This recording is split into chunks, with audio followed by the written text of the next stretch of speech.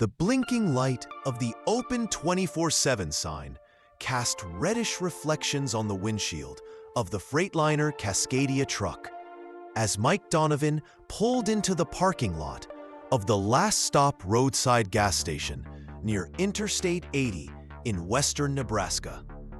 Fatigue from 12 hours behind the wheel pulsed in his temples, and his back ached from tension. He turned the ignition key, and the powerful engine finally went silent, leaving only a faint buzzing in his ears and a silence that always seemed too loud to him. "Eighth stop this week," Mike muttered, rubbing the 3-day stubble on his chin and looking at the clock. 11:17 p.m. 2 more hours, and today would already be yesterday. Such thoughts often came to him after long interstate runs, when the road transformed into an endless gray ribbon, and his thoughts had too much space to wander. He pulled on his worn leather jacket and climbed out of the cab, feeling the cold autumn air immediately slip under his clothes. The night sky over Nebraska was boundless and black, sprinkled with stars that couldn't be seen in the cities he came from. 3 years ago, Mike might have shown them to Sarah and Alex, telling stories about constellations he had read about in the library. 3 years ago, Mike shook his head, pushing away the memories, and headed toward the store. He mechanically performed the familiar ritual of every stop: refuel the tank, buy coffee, grab something edible, check the cargo, use the shower if lucky. Then, 4 hours of sleep in the cab and back on the road. A precise schedule, minimum stops, maximum miles, more money.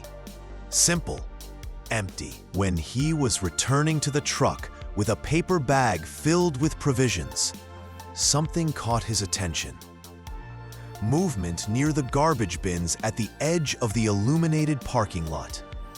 Mike froze, straining his vision. At first, he thought it was a raccoon, but then he noticed a small gray figure trying to climb out of a container. Curiosity overcame fatigue. Approaching closer, he could see a tiny gray kitten desperately trying to climb out of a deep plastic container. It was so small that its paws barely clung to the slippery edges. "How did you get in there, little one?" Mike asked, peering inside. The kitten raised its head, and in the dim light of distant lamps, Mike saw bright green eyes looking at him, with a mixture of fear and hope. Next to it lay a wet cardboard box with the words, "Free to a good home," in letters blurred by rain. "Someone just threw you away," Mike muttered, feeling a long-forgotten emotion flare in his chest, anger mixed with pity. "They didn't even leave you at the gas station where someone might see you." The thought crept into his mind that this wasn't his problem. He always drove alone and planned to continue that way. No attachments, no obligations. This rule had helped him survive the last 3 years. He was about to turn away when the kitten meowed plaintively, softly, almost like a question. It wasn't a cry for help, but something much worse, a humble acceptance of its fate, as if the creature already knew that the world was too cruel for such small beings. "Damn it," Mike sighed, and placing the paper bag on the asphalt, reached into the container. The kitten initially retreated deeper, pressing itself into a corner. But when Mike's large, calloused hands remained motionless and open, it cautiously approached. When Mike finally felt the light touch of paws on his fingers, he carefully cupped the tiny body and lifted it out. The kitten was as light as a feather, wet and trembling from the cold. Mike could literally feel how frantically its little heart was beating. He awkwardly held the kitten to his chest, trying to warm it through his jacket. "You must have been thrown out recently," he said, examining the animal. The kitten was gray with white paws and a crescent-shaped mark on its chest. Its ears seemed too large for such a small head, and one was torn at the tip. A witch's cat, they would have called you in the old days, with those eyes and that mark. The kitten looked at him, not averting its gaze, as if understanding every word. Mike sighed, realizing he had already made a decision he hadn't wanted to make. "All right, Mr. Moon," he muttered, using the first name that came to mind. "Let's find you something to eat, and then we'll decide what to do with you." He picked up his bag of groceries, holding the kitten in one hand, and returned to the store. The elderly man at the counter raised his eyebrows, seeing what Mike was holding. "Found a companion?" the cashier asked with a slight smile. "Temporarily," Mike replied with the clipped response he had grown accustomed to over the past years. "Do you have anything for kittens?" 15 minutes later, he was sitting in his truck cab, watching as the small creature eagerly gulped down canned tuna from a plastic coffee lid. Mike turned on the heater, and warm air gradually filled the cab, bringing a sense of comfort he hadn't felt in a long time. "You understand this is temporary, right?" he asked the kitten, which, having finished eating, began to wash itself with tiny paws. "Tomorrow we'll be in Cheyenne. I'll find you a shelter there." The kitten didn't seem to be concerned with plans for tomorrow. Having finished its grooming, it cautiously approached Mike, sniffed his hand, and unexpectedly crawled onto his lap, curling up into a tight ball and almost immediately falling asleep. Mike froze, afraid to move. Something about this unconditional trust with which the kitten surrendered to sleep on the lap of a complete stranger struck a chord in him that he thought had long since withered away. He carefully ran a finger over the small head, feeling the softness of the fur. "You know," he said quietly into the semi-darkness of the cab, "I once had a cat too, a long time ago. His name was Murphy, black as night." The silence in the cab, broken only by the quiet purr of the heater engine and the barely audible breathing of the kitten, no longer seemed so oppressive. Mike leaned back in his seat, feeling how fatigue washed over him with renewed strength. He had planned to review his route for tomorrow, but his eyes closed on their own. "Just for one night," he murmured, falling asleep with his hand above the sleeping kitten, not knowing that this night would be the first of many when he would no longer be alone in his cab. At the last stop in Nebraska, under the boundless starry sky, two lonely hearts found each other. A man who was running from his past and a small kitten that needed a future. Dawn found Mike behind the wheel. Orange-pink light slowly flooded the boundless plains of Nebraska, transforming wheat fields into golden islands in the morning mist. He had set out before 5, breaking his usual schedule after a restless night. The kitten had periodically woken up, explored the cabin, and with its quiet movements had awakened him earlier than planned. "You're already starting to cause me problems, Moon," Mike muttered, glancing at the passenger seat where he had arranged an improvised bed from an old blanket. The kitten had settled in the center, curled up in a ball. But to his surprise, it wasn't asleep. Bright green eyes carefully observed Mike, as if trying to memorize every feature of his face. "What are you staring at? Never seen a trucker before?" Mike asked with an unexpected smile. Then, he turned on the radio, tuning to the familiar trucker's channel. "And on I-80 west of Cheyenne, expect delays due to road work. We recommend a detour via Highway 287 for those heading to Laramie," reported a cheerful female voice. "Damn," Mike muttered, calculating a new route in his head. The detour meant an additional 2 hours, but getting stuck in traffic would be worse. He had a cargo of medical equipment that needed to be delivered to Salt Lake City no later than tomorrow evening. The CB radio suddenly came to life, catching Mike off guard. "Hey, Ghost, you there? Over?" The voice belonged to Carl Peterson, an old trucker with whom Mike had crossed paths on various routes for several years. Mike reached for the microphone. "Ghost here. What's up, Bear?" he responded, using Carl's nickname. "I see your signal on the radar. You heading to Cheyenne?" "Yeah, then on to Salt Lake. Heard about the delays?" "That's exactly why I'm asking. I'm at a rest stop near exit 370 now. Going to grab a bite at the Blue Skillet. Got time to join? I'll tell you about a detour route I know. The one they're suggesting on the radio isn't the best." Mike hesitated. Usually, he avoided such meetings, preferring solitude. But information about a better route could be useful. "I'll be there in 20 minutes, he replied after a pause. When Mike turned off the radio, he noticed that the kitten had risen and was now sitting, watching him even more attentively.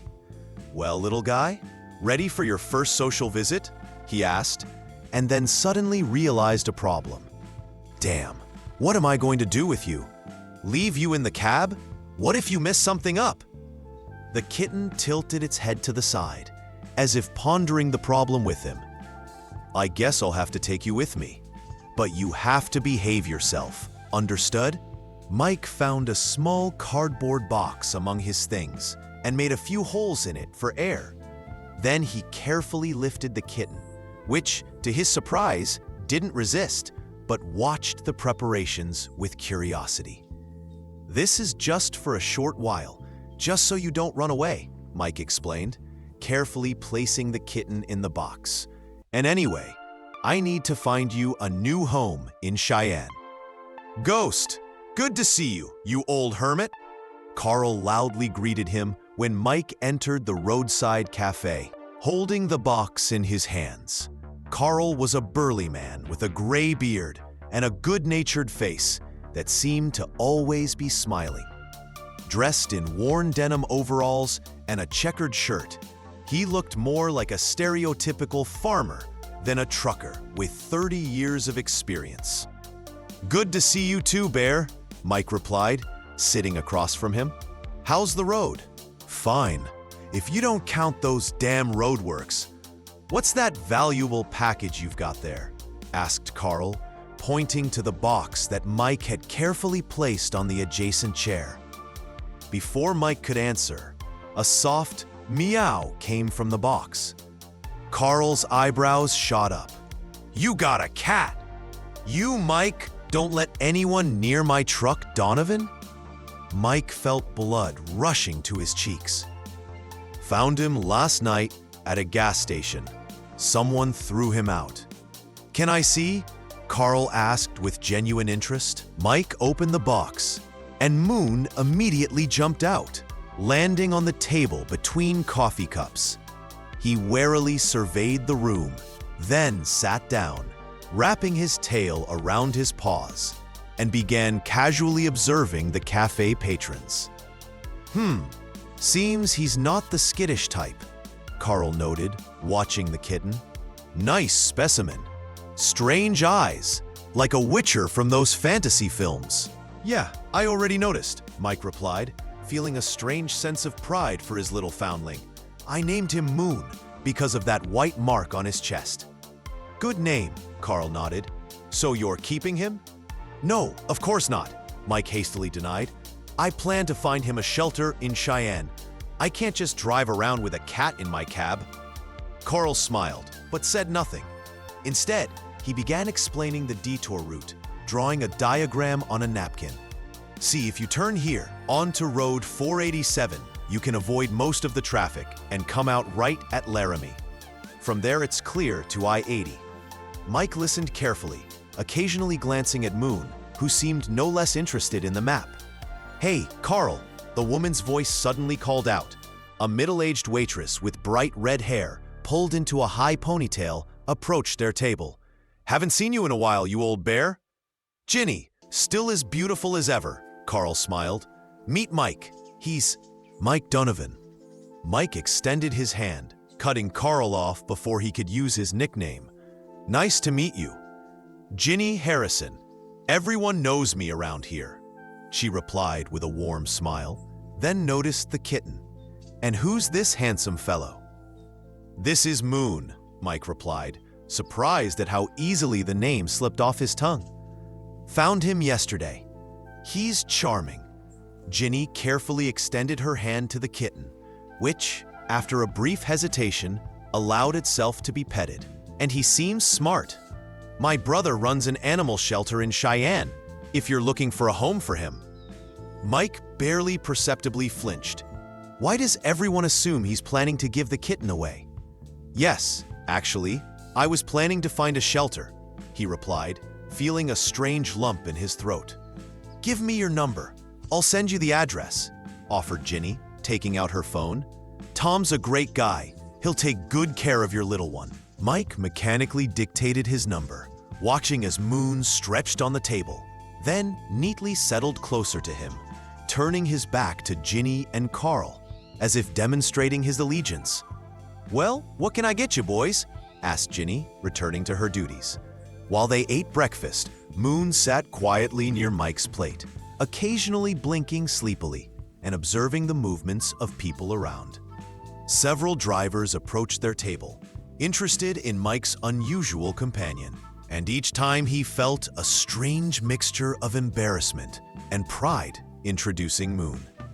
You know, Mike, Carl finally said, taking the last sip of his coffee. You've talked more with people today than you have all of last year that I've known you. Mike shrugged. Everyone's just interested in the cat. Maybe you should keep him, Carl carefully suggested. Seems like he's good for you. Don't talk nonsense, Mike retorted. What would I do with a cat on the road? It's not a dog that can wait while I unload cargo. And where would I keep a litter box? And, all right, Carl raised his hands. It's just a suggestion. But you know, my cousin has been traveling with his cat for 5 years. Says he's the best partner you could ever have. Never argues about the choice of radio station, Mike snorted, but remained silent. When they walked out to the parking lot, Ginny caught up with them and handed Mike a package. Here, take this. Some chicken meat for your little friend. And I sent you Tom's address. Thank you, Mike replied, taking the package. That's very kind of you. At his truck, Mike turned to Carl. Thanks for the information about the route. It will really help. Anytime, Ghost, Carl replied, then leaned toward the kitten that Mike was holding. Goodbye, Moon. Maybe we'll see each other again on the roads. When Carl left, Mike stood by his truck, feeling a strange confusion. He looked at the kitten, which was watching him with its unusual eyes. This is all temporary, you understand? He said, though he was no longer so sure of it himself. The road to Cheyenne unfolded before them like a ribbon of asphalt. Surrounded by the boundless expanses of the American West, the detour route suggested by Carl turned out to be excellent, scenic, with minimal traffic and beautiful views. Moon quickly made himself at home in the cab. After breakfast, Mike had placed him on the passenger seat, but the kitten had plans of its own. It explored every corner of the cab, crawled under the seat, tried to climb onto the dashboard, and finally found its favorite spot, on Mike's shoulder, from where it could comfortably watch the road. You've made yourself comfortable, haven't you? Mike asked, carefully turning his head to look at his small passenger. Just don't fall when I brake. However, Moon proved to be skilled at balancing. He held on with his little claws to the fabric of Mike's shirt, not enough to scratch the skin, but firmly enough to hold on during turns and stops. At noon, Mike stopped at a scenic overlook with a view of a canyon. He took the kitten outside, hoping it would use the opportunity to go to the bathroom, and was surprised when Moon obediently did his business in the tall grass, then returned to his feet. "You really are an unusual cat," Mike noted, picking Moon up. They stood at the observation point, gazing at the majestic canyon that stretched below them. The wind played with Mike's hair, and the sun illuminated the red rocks below, creating a play of light and shadow. "You know, Moon?" Mike said quietly, as if confiding a secret. "I once wanted to show places like this to my family. I dreamed of taking a vacation, renting an RV, and traveling around the country. But now, it doesn't matter anymore." The kitten looked at him attentively, as if understanding every word. It raised a paw and lightly touched his cheek, then settled back in his arms, looking at the canyon. "You're right," Mike chuckled. "It's all nonsense. We need to keep moving." When they continued their journey, Mike turned on the radio. An old Johnny Cash country hit, "I've Been Everywhere," filled the cab, and he unexpectedly found himself singing along. Moon, now sitting on the passenger seat, seemed to enjoy listening, nodding his head in time with the music. "So you like old good cash too?" Mike smiled. "Of course, you're a real trucker cat." The sun was slowly setting on the horizon when they saw the first signs of Cheyenne in the distance.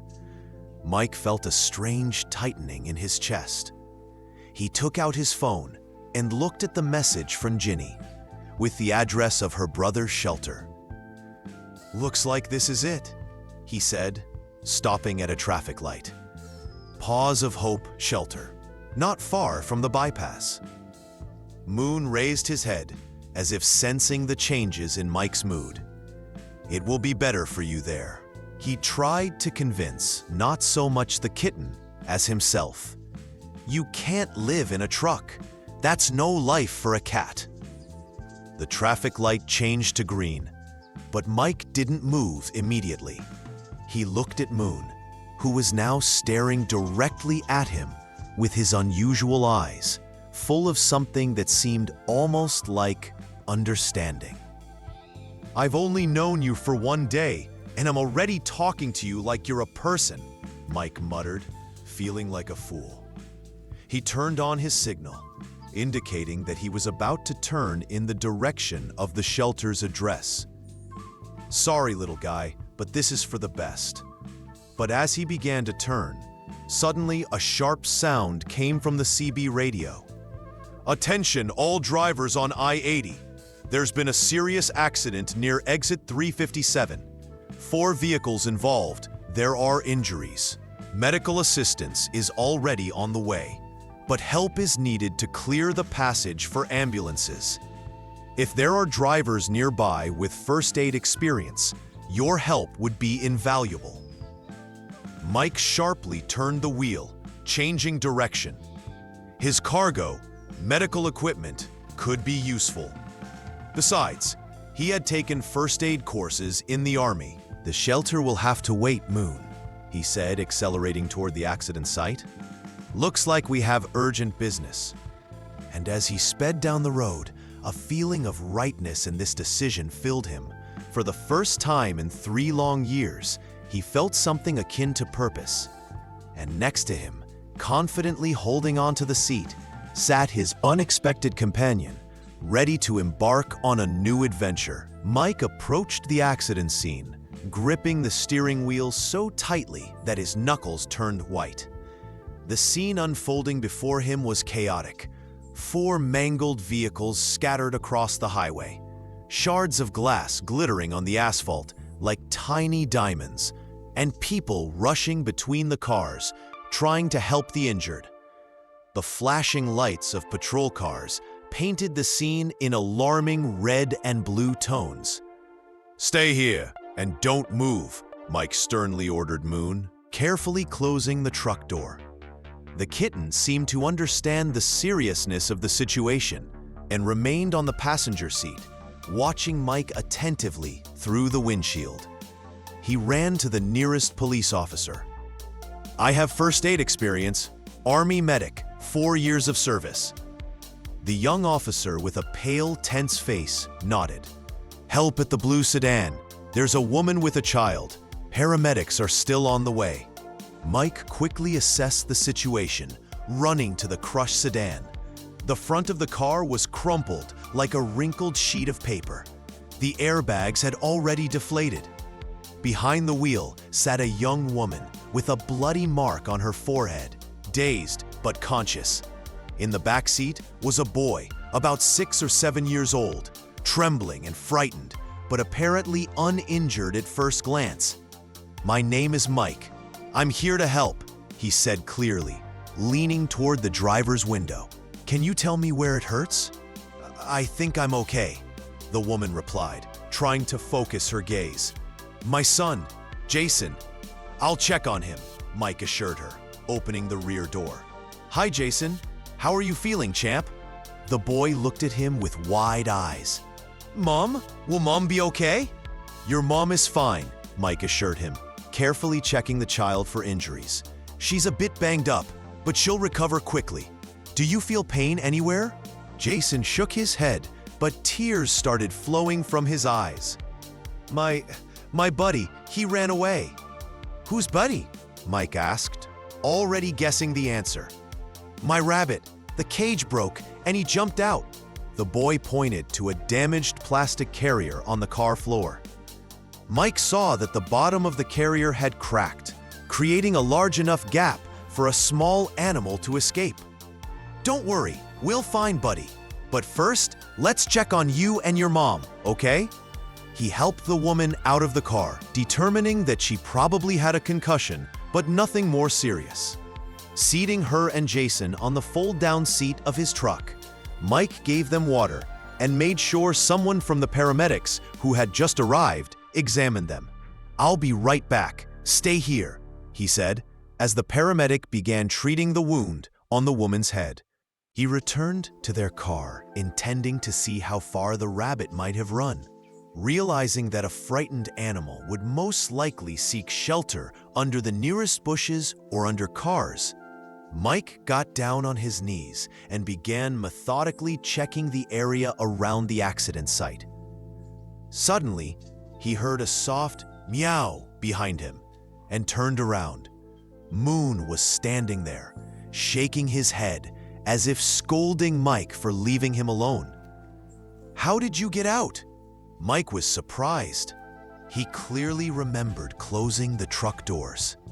The kitten didn't answer, of course, but suddenly perked up its ears and turned its head toward the bushes on the roadside. It took a few steps toward the bushes, then looked back at Mike, as if inviting him to follow. "What's there, Moon?" Mike asked, noticing the kitten's strange behavior. Moon approached the bushes closer, then carefully lowered himself to the ground in a hunting position. Mike didn't even have time to react before the kitten darted under the bush and a moment later pushed out. A small white rabbit, which froze in fear. "Good Lord, you found Buddy," Mike exhaled, not believing his eyes. Moon didn't try to grab or hurt the rabbit. He simply blocked its escape route, directing it toward Mike. Mike carefully picked up the rabbit, which was trembling in his hands. "Thank you, Moon. You're an incredible cat." He returned to his truck, where Jason had already received medical attention. Seeing his pet, the boy's face lit up. "Buddy," he exclaimed, extending his arms. "Your friend was found thanks to my cat," Mike said, carefully handing the rabbit to its owner. Moon sat at his feet, proudly puffing out his chest. "You have a cat?" asked Jason's mother, Carol, as she had introduced herself. "And he didn't want to eat the rabbit?" "Moon is special," Mike replied, himself surprised at how true that was. For the next few hours, Mike helped clear the road and coordinate with other drivers. He learned that Carol and Jason were traveling from Cheyenne to Laramie, where Carol's parents lived. Now her car was disabled, and she still felt dizzy from the impact. "We can call a taxi to Laramie," said Carol, though there was anxiety in her voice. "That's expensive," Mike noted, and then heard himself, as if from the outside, "I can give you a ride. My route goes through Laramie, and it wouldn't be a problem." Jason's eyes lit up. "And will the cat come with us too?" Mike smiled. "Yes, Moon too." When they finally hit the road, the sun was already touching the horizon. Carol was dozing in the passenger seat, and Jason sat in the back, happily playing with Moon, who, to Mike's surprise, patiently endured the child's attention. "Your cat is very kind," said Jason, gently petting Moon. "Our neighbor's cat always runs away from me." "He's special," Mike replied, watching them in the rearview mirror. "I only found him yesterday." "Just yesterday?" the boy asked in surprise. "But you understand each other so well." Mike pondered this. Indeed, it seemed as if he and Moon had known each other much longer. "Sometimes it happens that way," he said. "You meet someone and immediately feel a connection." "Like me with Buddy," Jason nodded with a wisdom that seemed beyond his years. "He was the smallest one in the pet store, and nobody wanted to take him. But I knew he was special." Mike felt a strange lump in his throat. Yes, exactly like with Moon. They drove in comfortable silence as the red light of the western sun gilded the clouds. Mike turned on the radio, setting the volume to a minimum so as not to wake Carol. "Are you a truck driver?" Jason asked after some time. "Yes, for 5 years now," Mike replied. "Cool. You must have seen the whole country?" "Most of it," Mike nodded. "From ocean to ocean. From Canada to Mexico." "What's the coolest place you've been?" The boy's eyes shone with curiosity. Mike thought about it. Over the years on the road, he had seen impressive landscapes, but rarely stopped to truly appreciate them. He just drove. Work, delivery, next place, next mile. Probably Yellowstone National Park. There are geysers that spew hot water high into the air, and wild animals roam freely around. "I want to go there," Jason exclaimed. "Can we, Mom?" he asked, though Carol was still asleep. "Maybe someday," Mike answered for her. "It's really a special place." "And will Moon travel with you everywhere?" the boy asked, petting the kitten, which had settled on his lap. Mike felt something tighten in his chest. I was planning to find him a home at a shelter in Cheyenne." Jason looked shocked. "But he's your friend. He helped find Buddy." "It complicates things, you know," Mike tried to explain. "I'm constantly on the road. A truck cab isn't the best place for a cat." "But he's happy with you," Jason insisted with childish stubbornness. "Look at him." Mike glanced in the mirror and saw that Moon was looking directly at him with his penetrating green eyes. It seemed as if the kitten understood every word of their conversation. "And my mom says that the best home is where you're loved," Jason added, continuing to pet Moon. "And Moon loves you. It's obvious." Mike didn't know what to say. His plans had seemed so logical. Leave the kitten at a shelter, continue his path as a lone wolf, as he was accustomed to. But now, after the boy's words, these plans suddenly seemed cold and empty. "You know, Jason," he finally said, "maybe you're right." The boy beamed. "Of course I am. Now tell me more about the places you've been." And Mike began to tell. About the majestic rocks of the Grand Canyon, about the endless deserts of Nevada, about the fog over the Pacific Ocean near San Francisco, about the green forests of Washington. And with each story, he felt something inside him thawing, something that had been encased in ice for 3 long years. And Moon listened along with Jason, occasionally purring, as if in agreement, when Mike mentioned a particularly impressive place. They arrived in Laramie late in the evening. Carol had woken up an hour before arrival, and when Mike helped her and Jason unload their things outside her parents' house, she hugged him tightly. I don't know how to thank you, she said. Not only did you save Buddy, but you also brought us home safely. It's nothing, Mike shrugged, unaccustomed to such gratitude. I was just nearby. It's not nothing, Carol said firmly. There aren't many people in the world who would stop to help. You're a good person, Mike Donovan. Mike felt himself blushing and quickly changed the subject. How are you feeling? Is your head still hurting? Better now, she nodded. Dad will take me to the hospital tomorrow, just for a checkup. Mike! Jason ran up to them, holding Moon. Can I say goodbye to Moon? Of course, Mike replied, watching as the boy carefully hugged the kitten. Take care of Mike, okay? Jason quietly said to the kitten. And remind him to stop to look at beautiful places. Moon seemed to nod, because Jason laughed and handed the kitten back to Mike. He promised, Mike smiled. Then I'll have to keep that promise. Take care of yourself, Jason, and Buddy. When they returned to the truck, Mike placed Moon on the passenger seat. Well, partner, shall we continue the journey? We still have quite a few miles to Salt Lake City. Moon stretched, then curled up into a ball on the seat. As if saying, whenever you're ready. Mike started the engine and politely honked goodbye to Carol, Jason, and his grandparents, who had come out to meet them. As the truck moved off, he noticed his phone blinking. A new message. He checked it when he stopped at a traffic light. The message was from Ginny, the waitress from the Blue Skillet. Hi, Mike. Talk to my brother about the shelter. He can take Moon tomorrow if you're still looking for a home for him. Let me know. Mike looked at the kitten, which was peacefully sleeping on the seat beside him. He remembered how Moon had found Jason's rabbit, how patiently he had endured the boy's hugs, how he had looked at him with his intelligent eyes. He began typing a response. Thanks, Ginny, but Meow?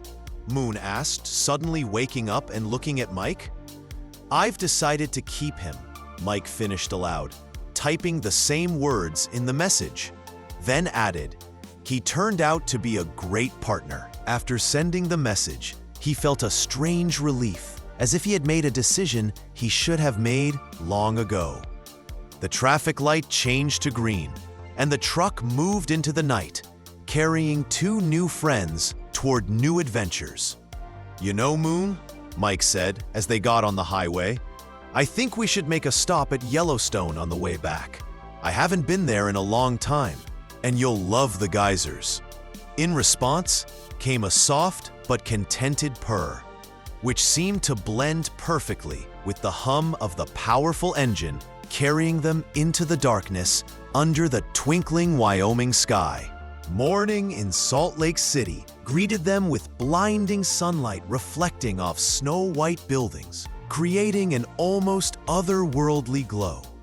Mike parked his truck at the MedTech Solutions Logistics Center terminal and rubbed his tired eyes.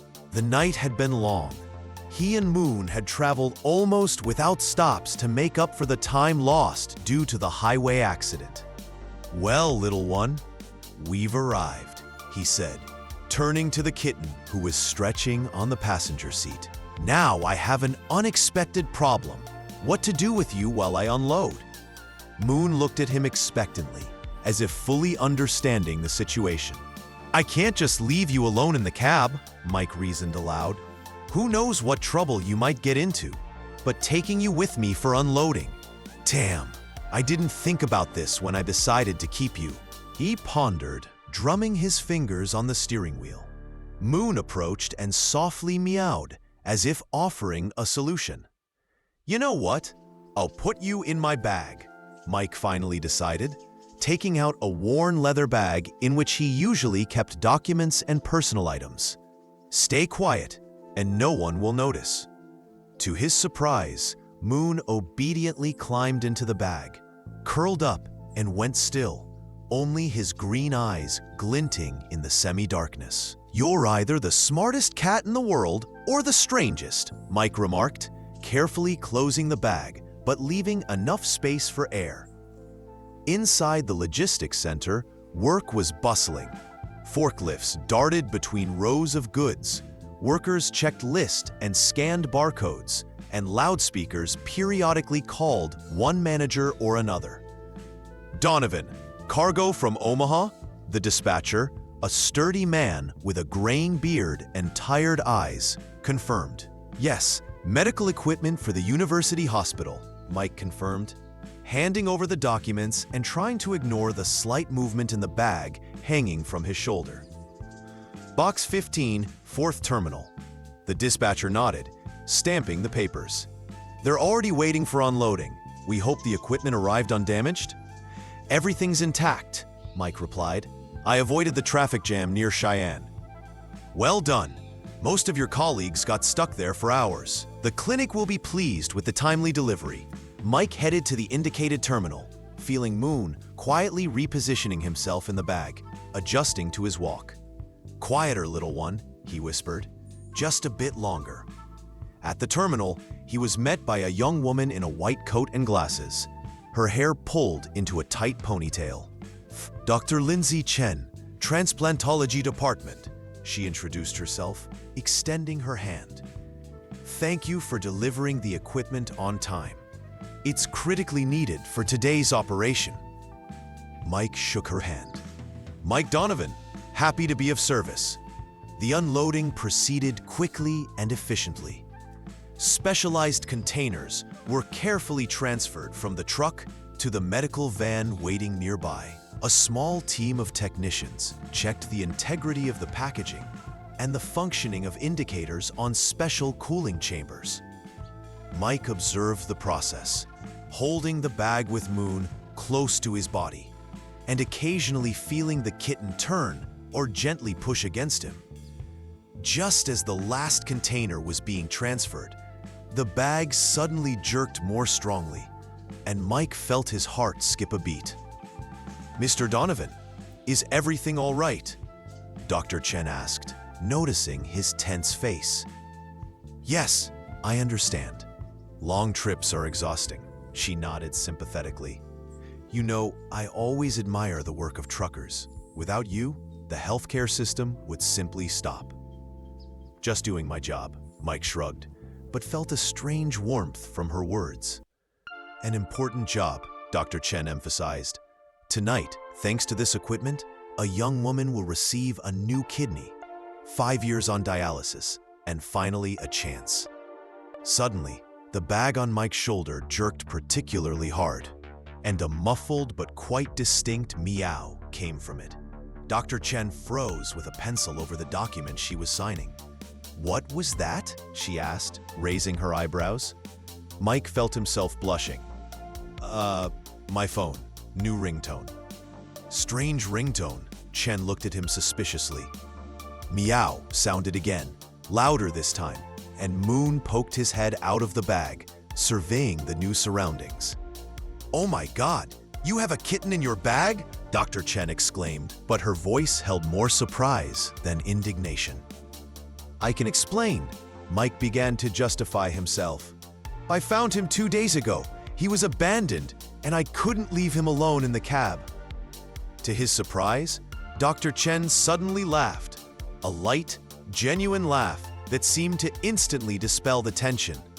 "Wow, contraband cat in a medical logistics center?" she said, coming closer to get a better look at Moon. "How cute! I just didn't expect. Usually, truckers bring dogs with them."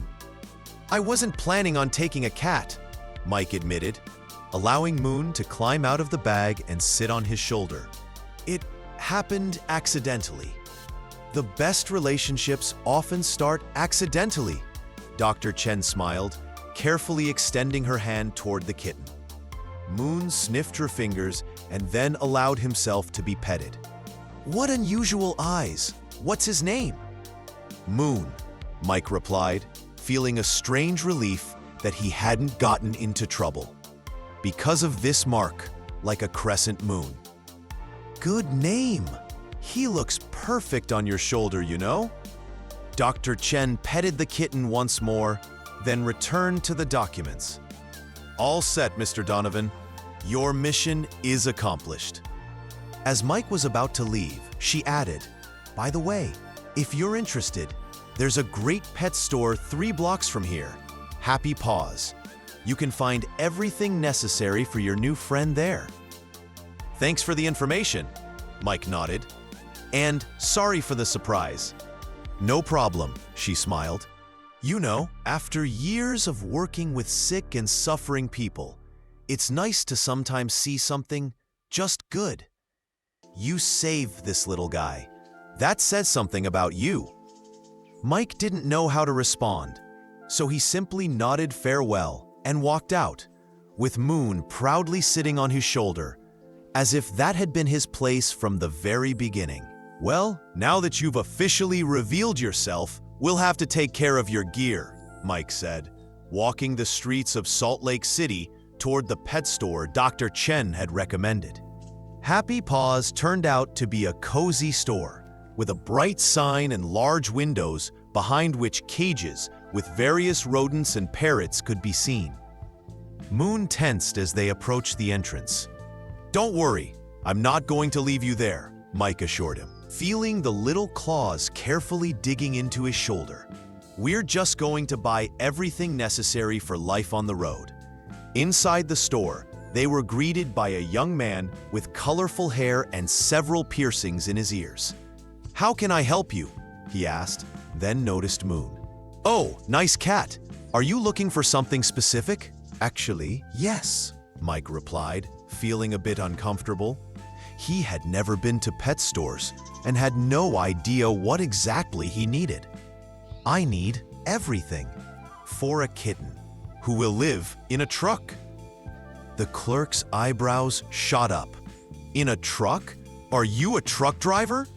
"Yes." "Cool. We actually have a special section for traveling with pets.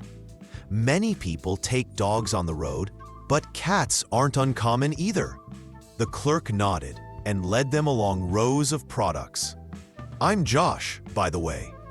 The next hour, Mike spent selecting everything necessary for Moon under the guidance of the enthusiastic Josh. A collapsible litter box with a lid and special odor-absorbing litter, a compact carrier, food and water bowls with non-slip bases, quality food, toys, a compact scratching post, a collar with an ID tag on which Josh immediately engraved the name Moon, and Mike's phone number. "This is in case he gets lost," Josh explained, though this little guy doesn't seem like one who would run away. Indeed, the entire time they walked around the store, Moon remained on Mike's shoulder, occasionally moving to the other one, or comfortably settling on his head, drawing admiring glances from other shoppers. "I've never seen such a calm kitten," Josh remarked when they approached the checkout with a whole cart of items.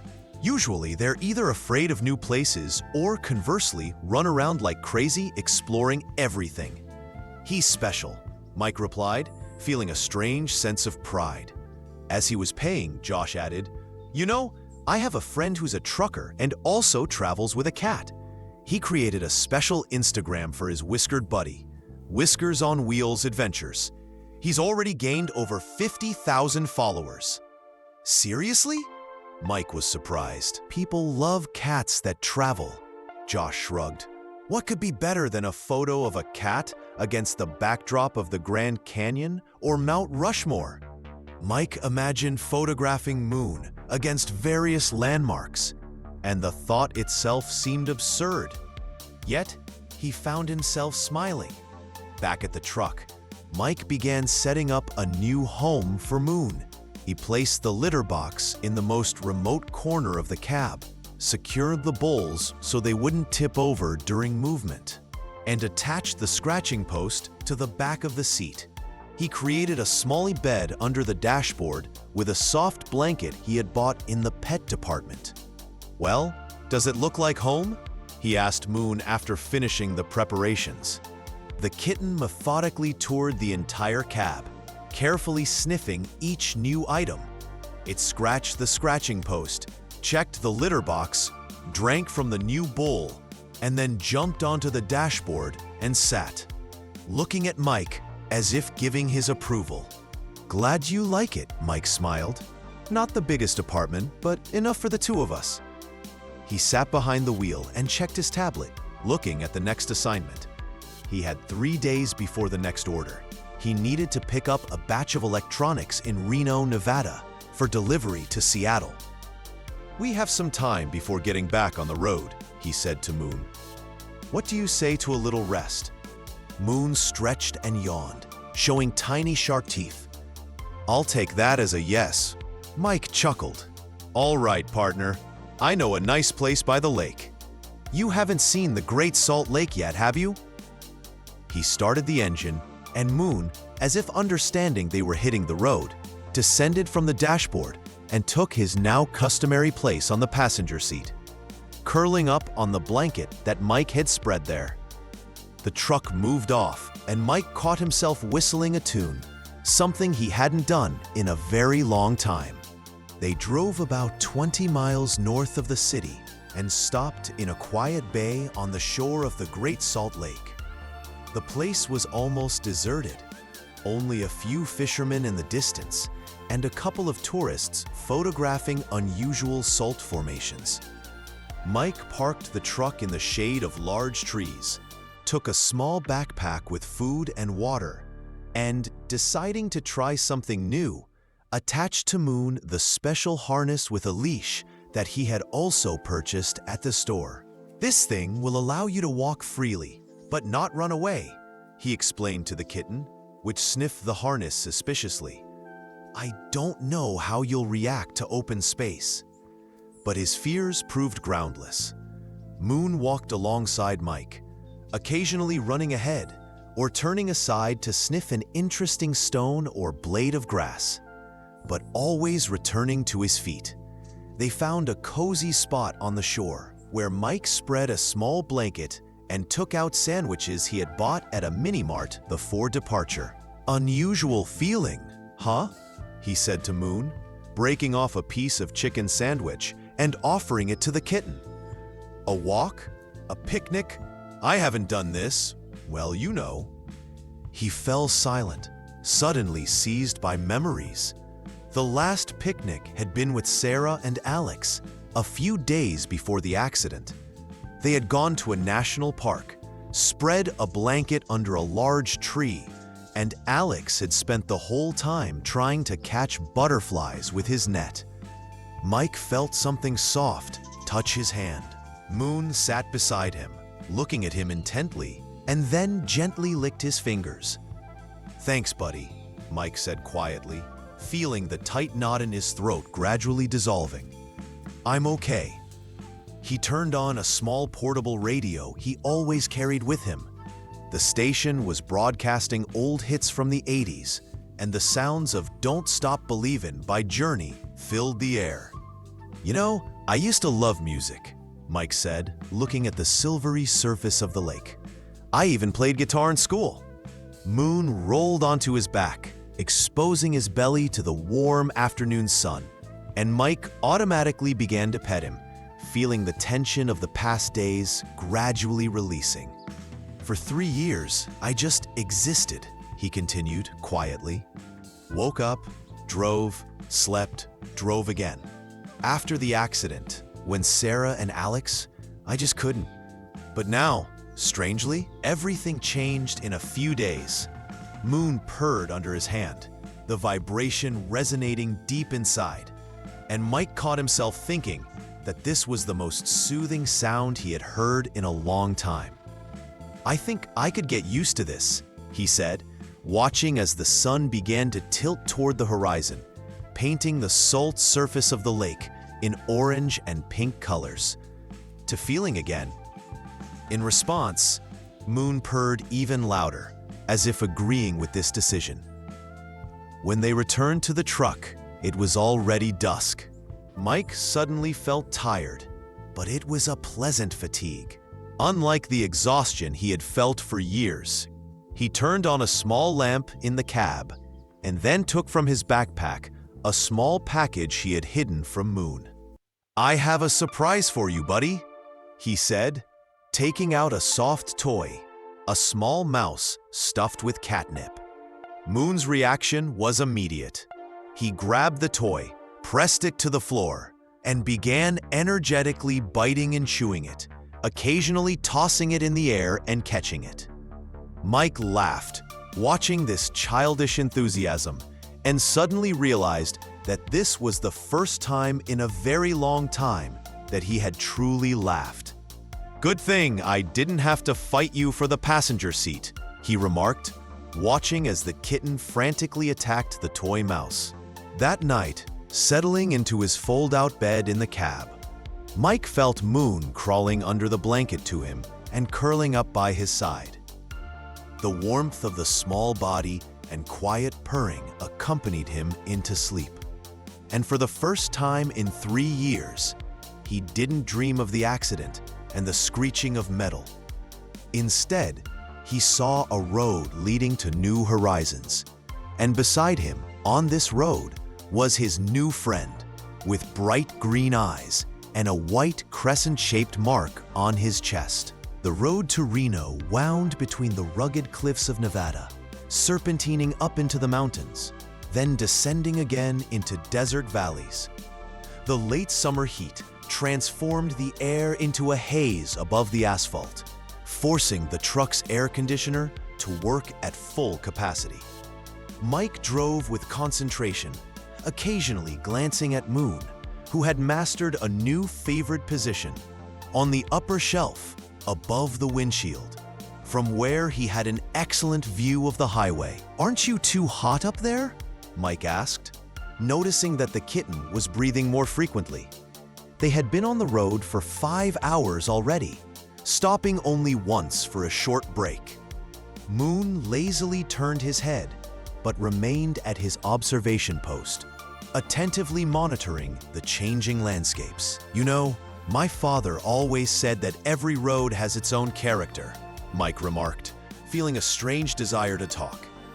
Previously, he had mostly remained silent while driving, but Moon's presence had changed that. I-80 through Nevada is harsh, like an old witch. It takes you up where the air is thin, then throws you down into the hell-hot valleys. And in winter, complete madness. Snowstorms hit within minutes.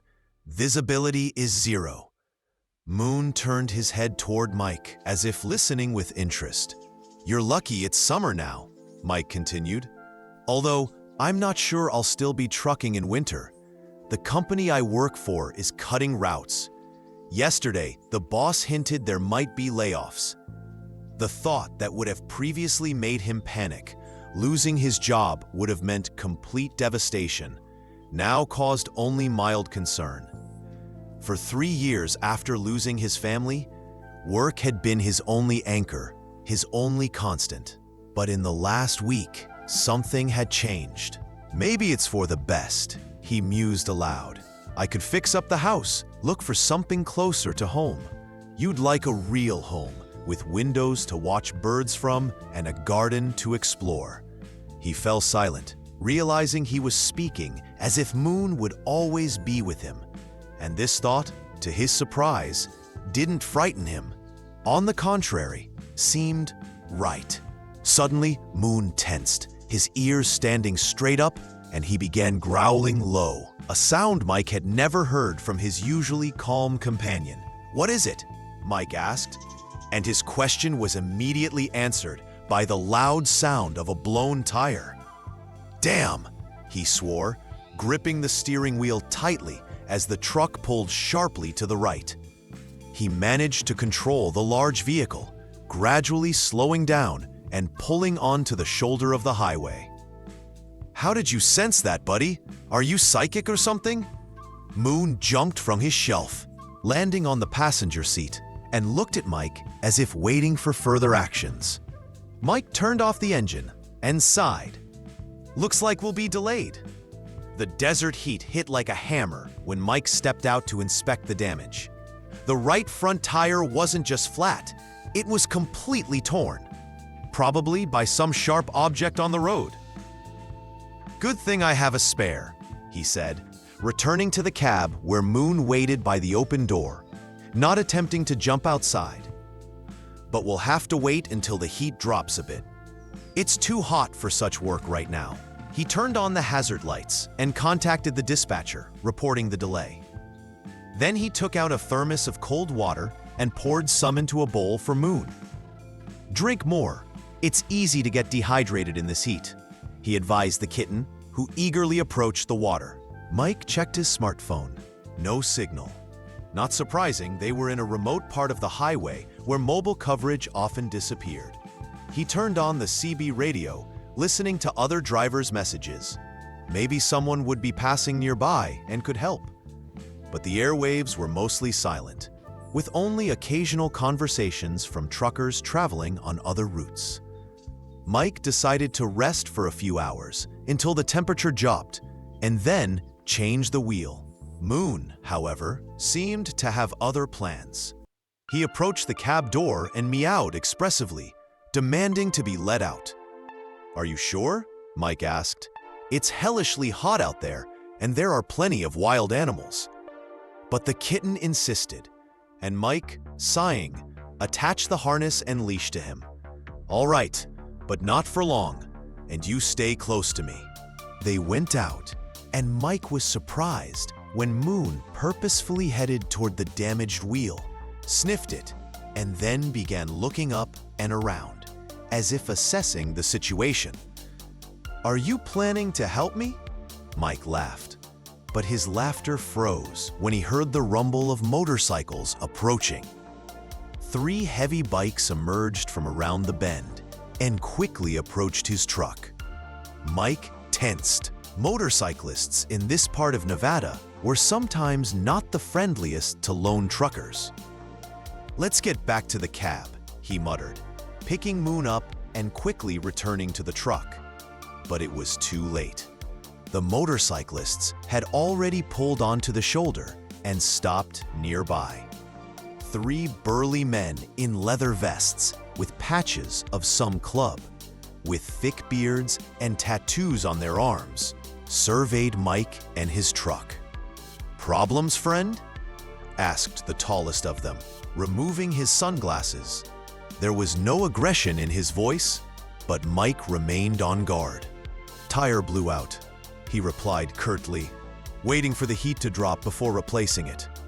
"You'll be waiting a long time," grunted another biker, shorter and stockier.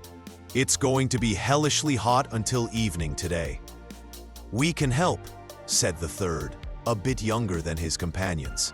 "The 3 of us can manage in 15 minutes. Mike hesitated. On one hand, help would be welcome. On the other, he didn't know these people and wasn't sure of their intentions. "Hey, what's that you've got?" the tallest suddenly asked, noticing Moon in Mike's arms. "A cat? On the road?" "Yes, this is my partner," Mike replied, involuntarily holding Moon closer. "Extraordinary." The biker came closer, and Mike tensed, but the man only carefully extended his hand toward the kitten. "May I?" Mike nodded, surprised by the courtesy. He was even more surprised when Moon, usually cautious with strangers, readily reached toward the biker's hand, sniffed it, and then allowed himself to be scratched behind the ear. "What a wonderful creature!" the biker smiled, and his stern face suddenly became much kinder. "I'm Ray, by the way. This is Bob and Mike." "Oh, you're Mike too? Well then, we'll call you Mike the Trucker, and ours is Mike the Biker. It's simpler that way," agreed Mike the Biker, whistling with admiration when he saw Moon's green eyes. Like from a fantasy movie, the tension gradually dissipated, and Mike the Trucker realized that these tough-looking men genuinely just wanted to help. "Thanks for the offer," he said. "If you're not in a hurry, I wouldn't mind help with the wheel." "Of course, friend," Ray nodded. "We're just heading to a motorcycle festival in Reno, but there's plenty of time. Besides, you can't leave a comrade in trouble in the middle of the desert, especially with such a wonderful cat." They worked quickly and smoothly. Mike the Trucker was impressed by how efficiently these large men moved, despite the heat. They helped him raise the heavy truck with a jack, quickly removed the damaged wheel and installed the spare. Joking and sharing road stories, Moon watched the process from his new spot, on Ray's shoulder, where he had climbed by himself after the biker petted him a few times. The kitten seemed quite comfortable there, occasionally rubbing his head against the man's neck. "Your cat is truly special," said Ray when they finished the job and were wiping their hands with rags soaked in water. "Usually, cats don't trust strangers so easily." Yes, he's special," Mike agreed. "I found him just a week ago, but it feels like he's always been with me." "Some creatures enter our lives exactly when we need them," Ray philosophically remarked. "My wife calls them companion souls." Mike the trucker suddenly felt a lump in his throat. "I've had a tough few years, and this little guy seems to have brought me back to life." He couldn't believe he was revealing personal details to strangers in the middle of the desert. But something about these people evoked trust. "I understand, friend," Ray nodded. "I've been through such times too. Lost my brother in Afghanistan, went into a tailspin. But then I met Anna, and she pulled me out. And now I'm president of the Road Brothers Motorcycle Club, and we help veterans who find themselves in difficult situations." He pointed to a patch on his vest that Mike hadn't noticed earlier. An emblem with an eagle and the motto, "Never leave a comrade behind." You're a veteran organization?" Mike was surprised. "Yes," Bob confirmed. "All three of us from the Marines. Ray was a sergeant, I was a mechanic, and Mike was a medic." "I served too," said Mike the trucker, feeling a sudden kinship with these people. "Army, 4 years, including a tour in Iraq." "Brother," Ray firmly shook his hand. "As I said, you don't leave your own." When the wheel was replaced and everything tidied up, Ray carefully lifted Moon from his shoulder and handed him to Mike. "Take care of this little one. He's your guardian angel." "I will," Mike nodded, feeling deep gratitude. "Thank you for the help, guys.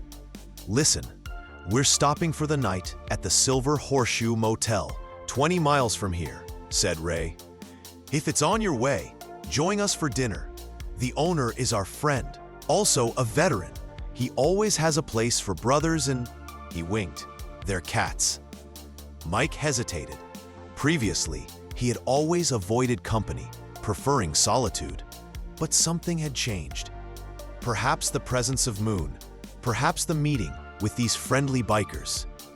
"Thanks for the invitation," he replied. "I might actually stop there." The Silver Horseshoe Motel was a typical roadside establishment.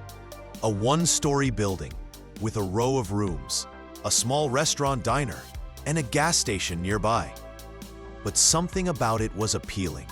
Perhaps the cleanly swept yard with flowers in pots by each door, or the warm yellow light from the windows, creating a sense of home in the middle of the desert.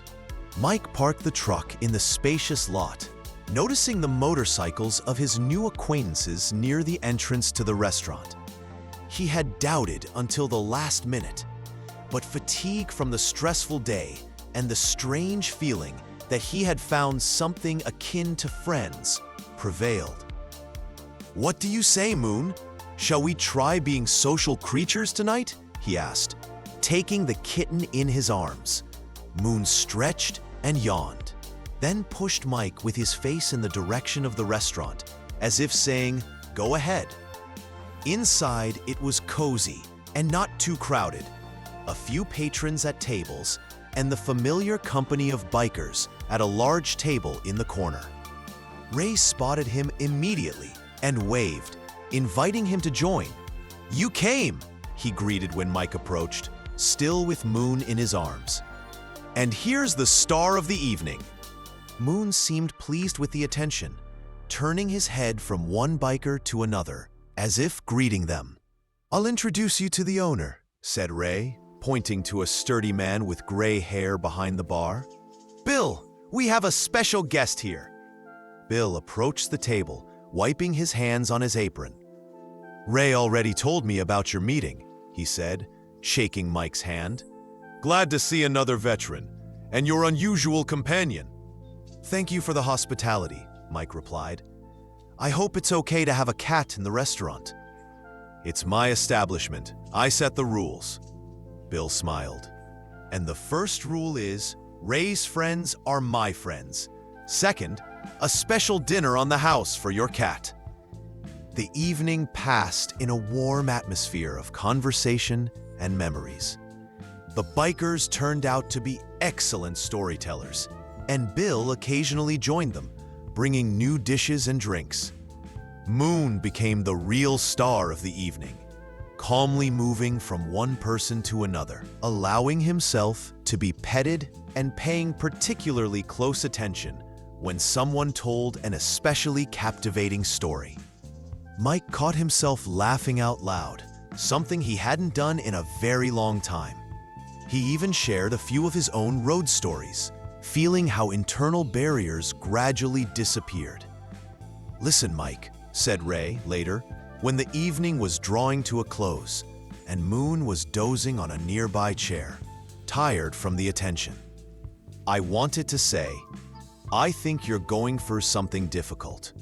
I don't know what exactly, and you don't have to tell me. But if you ever need help or just someone to listen, the Road Brothers are always around." He handed Mike a business card with a phone number and the motorcycle club's logo. "We're all over the country. In any city where our guys are, you can count on help." Mike took the card, feeling a strange warmth inside. "Thank you, Ray. This means a lot to me." Later, when he settled into one of the motel rooms, Moon lay down beside him on the bed, purring softly and soothingly. "You know, little one," said Mike, stroking the kitten, "I'm starting to think you're truly special. Since you appeared, my life seems to have started changing, started moving again." In the darkness, Moon's green eyes looked at him with an understanding that seemed almost human. Mike's last thought before falling asleep was that perhaps life hadn't ended on that terrible night 3 years ago. Maybe it was just waiting for something or someone to begin a new chapter. The next day greeted them with bright sunshine and an unexpected discovery. The front left tire of the truck was also damaged, though not as severely as the right one. "Looks like I really did drive over something sharp," Mike muttered, examining the damage. "And there's no more spare wheel." Ray, who was just leaving his room, approached, hearing Mike's concerned voice. "Problems?" "Another tire," Mike replied. "I could risk driving to Reno, but—" "No buts," Ray interrupted him. "Bill has a workshop by the motel. Small, but they have vulcanization. They can fix it in an hour." Indeed, the workshop proved to be a salvation. The young mechanic quickly assessed the situation, removed the wheel, and set about repairing it, while Mike checked his route and time frames.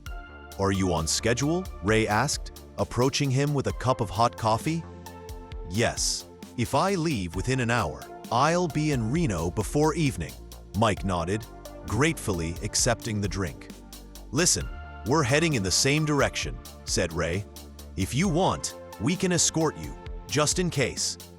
Mike noticed how Bob and Mike the biker surrounded Moon, who was sitting on the hood of the mechanic's car and allowing himself to be photographed. The kitten posed almost consciously, turning his head from one side to the other, eliciting admiring exclamations from the bikers. "Your cat has become the official mascot of the Road Brothers," Ray laughed. "Bob already posted photos in our group, and now everyone wants to meet him." Mike smiled. "Thanks for the offer. Company wouldn't hurt." The wheel was repaired even faster than promised, and the small caravan, Mike's truck, and 3 motorcycles set out toward Reno. During several stops for rest, Mike learned more about the Road Brothers, how they help veterans with post-traumatic stress, support those who ended up on the streets, organize charity events. Most of us have been through hell, Ray explained, and we know that sometimes you just need someone to extend a hand. Sometimes you just need a friend. Mike thought about this, looking at Moon, who was napping on the passenger seat. A friend. Unexpected, unplanned, not as he might have imagined, but exactly the one he needed. When they finally reached Reno and docked at the terminal where Mike was to pick up his cargo, Ray firmly shook his hand in farewell. "Remember my words, brother. Take care of this little one. He didn't appear in your life by accident." "I know," Mike nodded. "And thank you all for everything." The bikers drove off with a loud roar of engines, and Mike remained standing by his truck, holding Moon in his arms and feeling a strange warmth inside.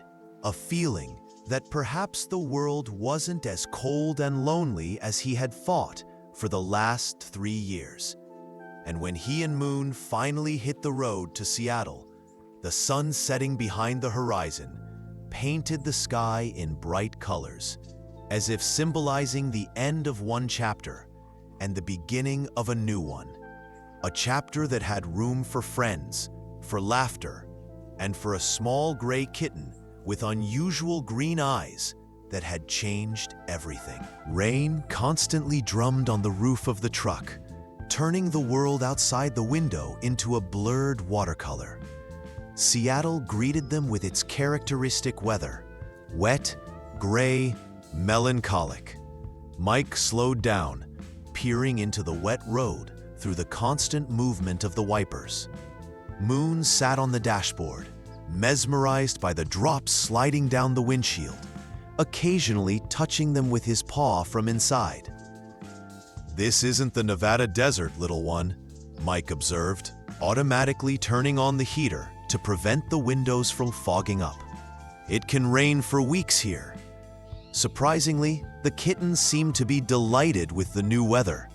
He watched each drop with absolute concentration, as if seeing some hidden story in the rain patterns, invisible to human eyes. "We're almost there," Mike said, turning onto an industrial road that led to the Pacific Northwest Tech Logistics Center on the outskirts of the city. "We'll just unload, complete the paperwork, and have the whole evening to rest before heading back." To his surprise, Moon suddenly tensed. His ears flattened against his head, and his tail nervously twitched, a reaction that Mike had already come to recognize as a sign of anxiety or discomfort. "What's wrong, buddy? Don't like this place?" They were approaching the massive gates of the logistics center, a high fence with barbed wire on top and security posts. The downpour intensified, and the guard who came out to check the documents was clearly unhappy about getting wet. "Cargo from Reno?" he asked, running his eyes over the documents and wiping drops from his face. "Yes, electronics for the R&D department," Mike confirmed. "Terminal 4, Shelter B," the guard muttered, returning the documents and quickly retreating to his post. When the gates opened and the truck drove onto the premises, Mike felt Moon press against his arm, as if seeking protection or support. "Hey, it's okay," he reassured the kitten, gently petting him. "We won't be long." But the feeling of anxiety seemed to transfer from Moon to him. Something about this place evoked a vague sense of déjà vu that Mike couldn't precisely identify. He parked under the shelter as instructed and turned to Moon. "Better stay here this time. I'll just unload and come back. I promise it won't take long." Moon looked at him with his penetrating green eyes, and Mike thought he saw a plea or a warning in them. "Everything will be fine," he assured, not entirely sure why he felt the need to reassure both the cat and himself. The unloading was proceeding quickly and efficiently. The terminal workers acted professionally and in concert, checking each container and carefully transporting them into the depths of the complex. Mike was just finishing the final paperwork in the logistics office when he heard a familiar voice. Mike? Mike Donovan? He turned and froze. Before him stood a woman in her mid-30s with dark hair gathered in a casual bun and deep brown eyes. Elizabeth Ramirez, a former colleague from the engineering corps where he had served in the army. They hadn't seen each other. 5 years? 6? Liz? Mike felt his throat constrict. What are you doing here? I'm the security chief at Pacific Northwest Tech, she replied, and her face lit up with a broad smile. I can't believe it's you. The last I heard, you were… She faltered, and Mike knew what she wanted to say. You were married, had a son, worked in construction. Life changes, he said quietly, trying to maintain a neutral tone. I'm a truck driver now. Have been for 3 years. You look good, Liz said, but her gaze told a different story.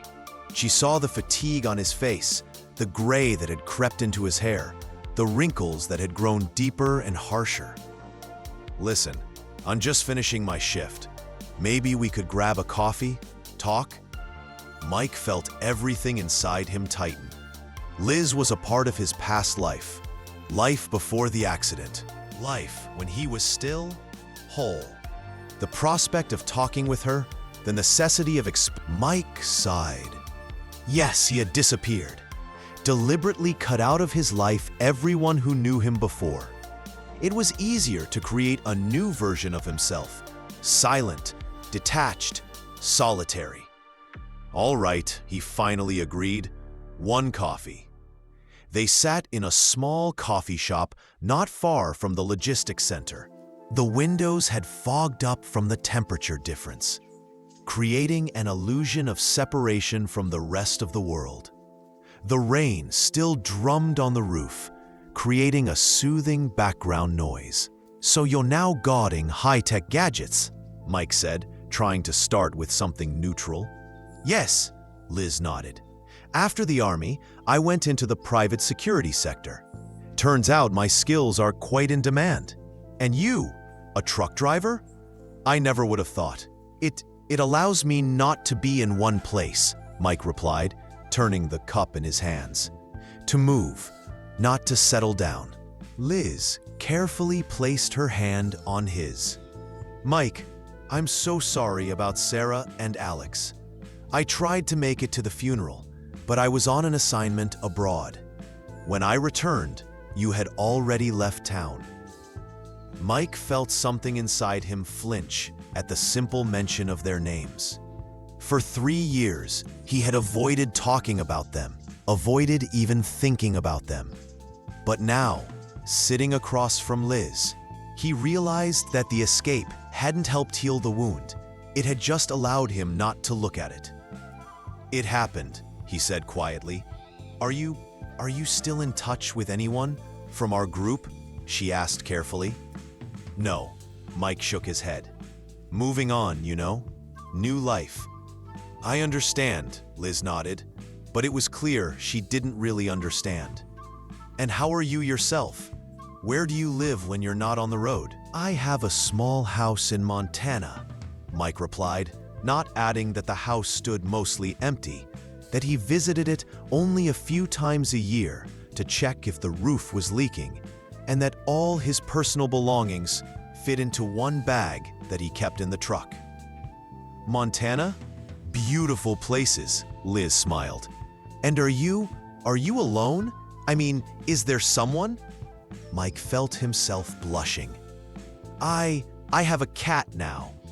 It sounded so inappropriate that Liz laughed, but it was a warm, friendly laugh, without mockery. A cat? Seriously, you who always said that pets are a responsibility you don't have time for. His name is Moon, Mike said, unexpectedly feeling the need to tell about his unusual companion. Found him abandoned at a gas station a week ago. He's special. Moon? Like a full moon? No, like a crescent moon. He has a white mark on his chest, shaped like a crescent. Liz smiled with a warmth that Mike hadn't seen directed at him in a long time. "I'd like to meet him." "He's in the truck now," Mike replied, suddenly feeling anxious about Moon, left alone for such a long time. "Actually, I should be going soon." "Of course," Liz nodded, but disappointment flashed in her eyes. "I understand. Just, it's good to see you, Mike, alive. Sometimes I thought..." She didn't finish, but Mike knew what she meant. After he lost his family, many of his former friends and acquaintances feared he might do something irreparable. "I'm okay, Liz," he said, though he knew it wasn't entirely true. "Really. Listen, I understand you're constantly on the road, but I'd like to stay in touch, if you don't mind." She took a small card from her pocket and handed it to him. "My number, if you ever need a friend or just want to talk." Mike took the card, feeling a mixture of gratitude and anxiety. "Thank you, Liz. I'll think about it."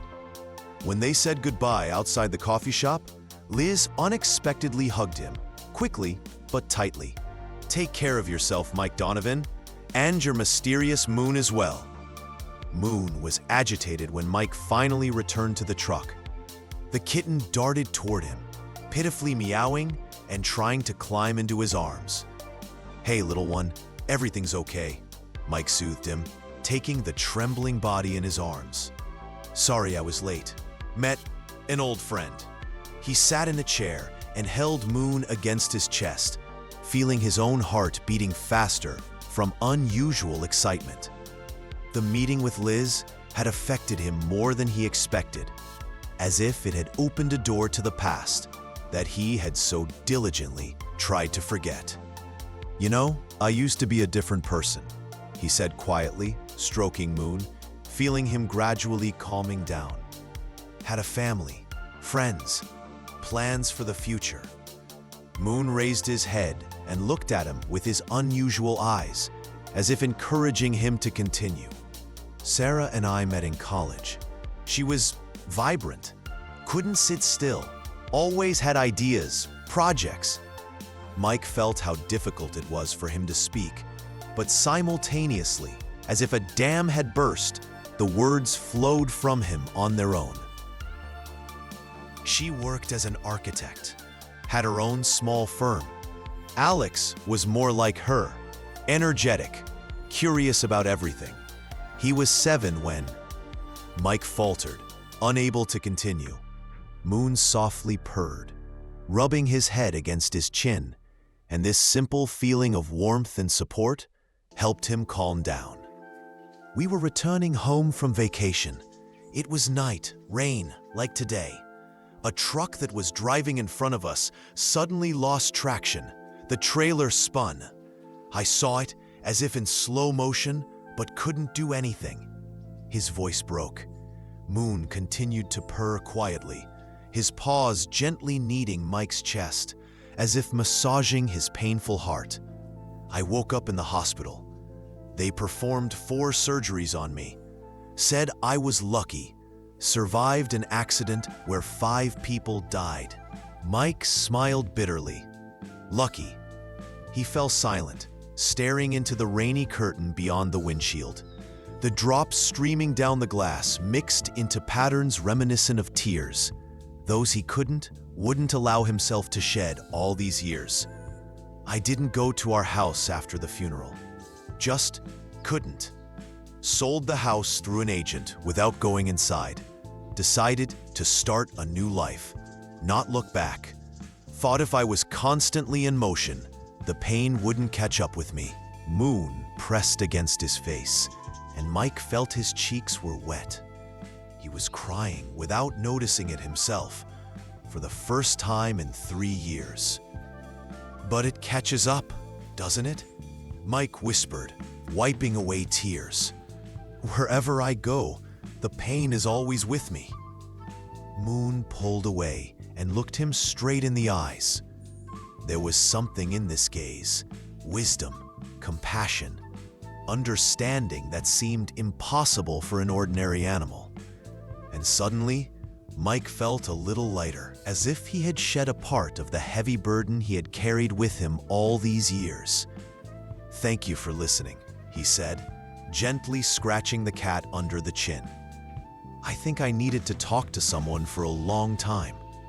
He took Liz's card from his pocket and looked at it for a long time. Then, making a sudden decision, he took out his phone and typed a message. "Thanks for the coffee. Maybe next time I'm in Seattle, you can meet Moon." After sending the message, he felt a strange relief, as if he had taken a small but important step back into the world of the living. "What do you say, partner? Time to find a motel? I think we both deserve a dry bed and a real dinner." Moon stretched and yawned, as if agreeing with this plan. As they were driving away from the logistics center, the rain began to subside, and the first rays of the setting sun broke through the clouds, painting the wet streets of Seattle in golden and pink hues. "You know, Liz is right," Mike said, turning onto the road that led to the city. "You really are special, Moon, and I'm glad I found you, or you found me." In response, Moon purred and settled on the passenger seat, watching as the world outside the window gradually changed as the city revealed its lights, which reflected in puddles, creating a surrealistic symphony of light and water. And in Mike's pocket, his phone vibrated. A reply from Liz. "Looking forward to meeting Moon. Take care of yourself, Mike."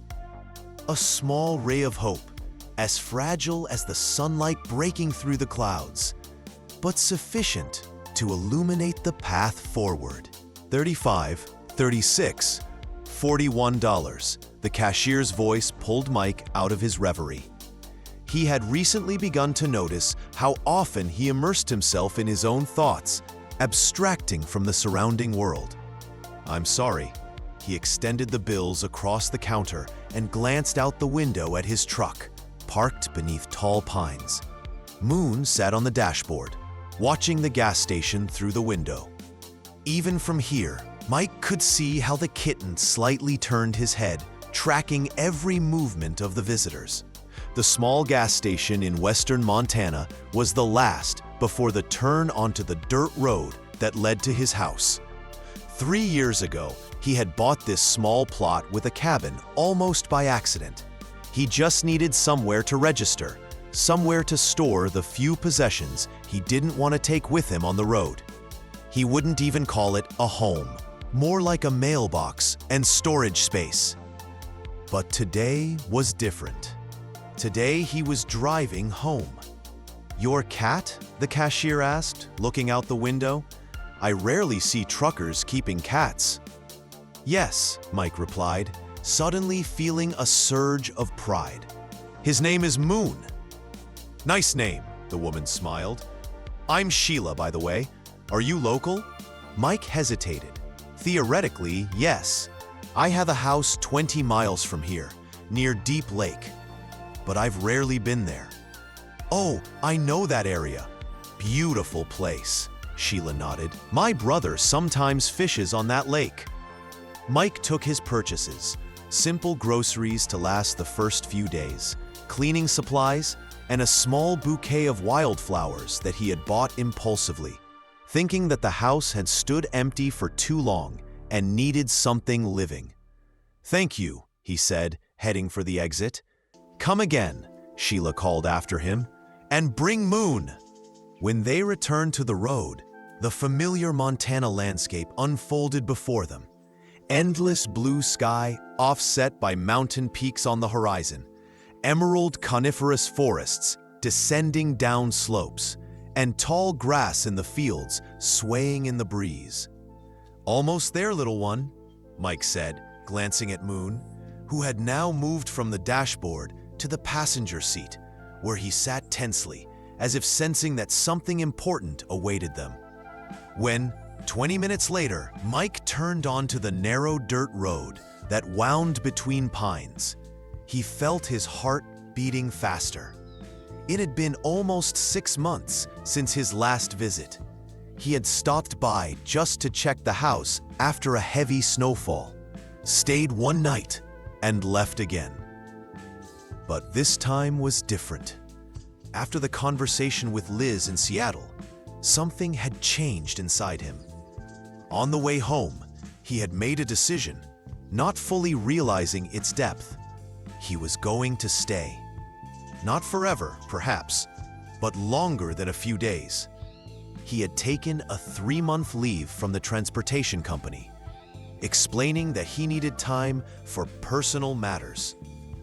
The house appeared around the bend, a small wooden structure with a porch that surrounded it on 3 sides. From the outside, it looked almost the same as Mike remembered it. Perhaps the grass around had grown taller, and the color of the roof had faded a bit in the sun.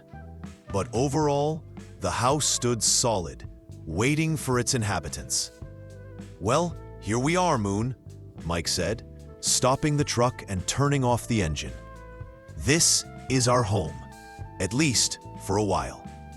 He took the kitten in his arms and stepped out of the cab. Immediately, they were enveloped by forest silence. No engines, no city sounds, only the whisper of wind in the treetops and the distant cry of a hawk somewhere above the forest. Moon opened his eyes wide, and his ears moved, catching new sounds. "It's safe here," Mike assured him, placing him on the ground. "You can explore, just don't go too far into the forest." To his surprise, the kitten didn't rush to explore the new territory, but remained close to him, patiently waiting as he retrieved the keys and unlocked the door. Inside, the house greeted them with stale air and a light layer of dust on the furniture. Mike went to the windows and opened them, letting in fresh air and sunlight.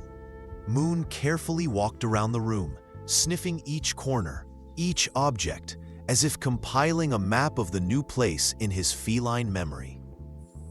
The house was simple. A living room with a fireplace, a small kitchen, a bathroom, and 2 bedrooms, one of which served more as storage for things Mike couldn't throw away after the accident. This room always remained closed during his brief visits. "Well, what do you think?" Mike asked, watching as Moon finished his inspection of the main room and returned to him. The kitten approached the closed door of the storage bedroom and scratched it with his paw, as if asking what was inside. "That's complicated," Mike replied, feeling a lump forming in his throat. "Maybe another time." But Moon was persistent. He continued scratching at the door, occasionally looking back at Mike with an expression that could only be interpreted as determination. "You won't give up, will you?" Mike sighed. "All right, but there are things in there I haven't seen in a very long time." He took a key from his pocket that he always carried with him, though he never used it. The door opened with a quiet creak, and the smell of old things mixed with the scent of mothballs hit his nose. The room was cluttered with boxes, old furniture, and things that didn't fit into his new life as a truck driver. A child's bicycle in the corner, boxes of books, picture frames stacked one on top of another. He had removed the photos themselves, unable to look at them. Sarah's old computer, her architectural drawings rolled into tubes. Moon entered the room, carefully moving between objects as if understanding their importance. He approached the stack of frames and lightly touched the top one with his paw. "Those were our family photos," Mike explained, surprised at himself. He was talking to a cat as if it understood every word. "I couldn't throw them away, but I couldn't look at them either. So I took out the photos, but kept the frames." "Bear?" Moon looked at him with his unusual eyes, which seemed to reflect understanding. "You know, I thought time would heal if I just didn't think about them." Mike continued, approaching the box with Alex's toys. But it doesn't work that way, does it? He carefully opened the box and took out a worn teddy bear, his son's favorite toy. This is Boomer. Alex carried him everywhere, even when he already considered himself too old for toys. Mike sat on the floor, holding the bear in his hands, and felt tears welling up in his eyes again. But this time, he didn't hold them back. Moon approached and quietly sat next to him, pressing against his leg, simply letting him know he was there. "I didn't even say goodbye to them," Mike whispered. "They say I was in shock. I don't remember everything after the accident. By the time I realized what had happened, they were already buried." He looked around the room, filled with possessions, remnants of another life, a life that had been cut short so suddenly. "I can't continue living like this," he said, more to himself than to Moon. "Running from the past, running from memories. It doesn't work, does it?" Moon looked at him and softly purred, as if agreeing. I need to clean up this room, sort through the things. Maybe make this your room?" He smiled weakly, wiping away tears. "You'd like looking out the window at the forest." And there, in the middle of the room, filled with the past he had tried so hard to forget, Mike Donovan made a decision he had postponed for 3 years. A decision to start anew. Not forgetting, but not allowing pain to control his life. He hugged Moon close and whispered, "Thank you, little one. I don't know how you do it, but you're showing me the way back." The next days turned into a ritual of cleansing, both literal and metaphorical. Mike began systematically sorting through the items in the room, categorizing them into 3 groups: those worth keeping as memories, those that could be donated or sold, and those that should be discarded. It was emotionally exhausting work. Sometimes he would find something that triggered such a strong flash of memories that he had to stop and just sit, allowing the emotions to pass through him. Sometimes he talked to Sarah and Alex, telling them about his life without them, about Moon, about how he missed them. Moon was nearby each day, sometimes observing from a safe distance, sometimes approaching Mike and quietly sitting beside him in moments when the pain became particularly acute. The kitten seemed to understand when his presence was needed and when it was better to give Mike space. Parallel to clearing the room, Mike began repairing the house. He fixed the leaking roof, painted the walls, replaced several rotten boards on the porch. Physical labor helped cope with emotions, and the results gave a sense of progress, control over his life.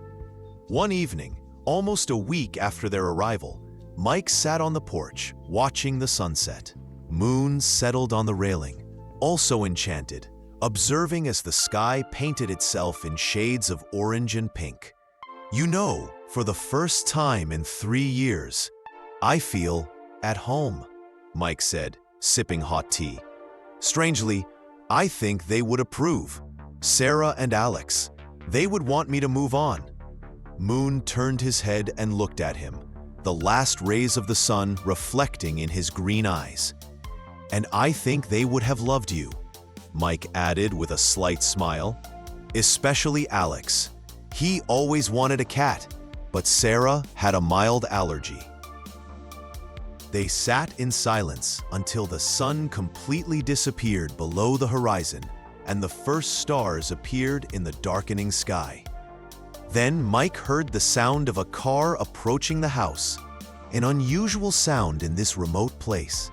An old Ford truck stopped in front of the house, and an elderly man in a checkered shirt and worn jeans got out. He approached the porch, removing his cap. "Sorry for the late visit," he said. "I'm Jim Henderson, your neighbor. I live a mile from here." "Mike Donovan," Mike replied, standing up. "Nice to meet you." "Just noticed someone finally settled in here," Jim continued. Wanted to welcome you and check if everything's all right. This cabin's been almost empty for several years. Yes, I rarely visited, Mike admitted. But now, I plan to stay. That's good, Jim nodded. Nice place here. Quiet. And who's this? He nodded toward Moon, who was watching the newcomer with curiosity. This is Moon, Mike replied. My friend. Handsome cat, Jim praised.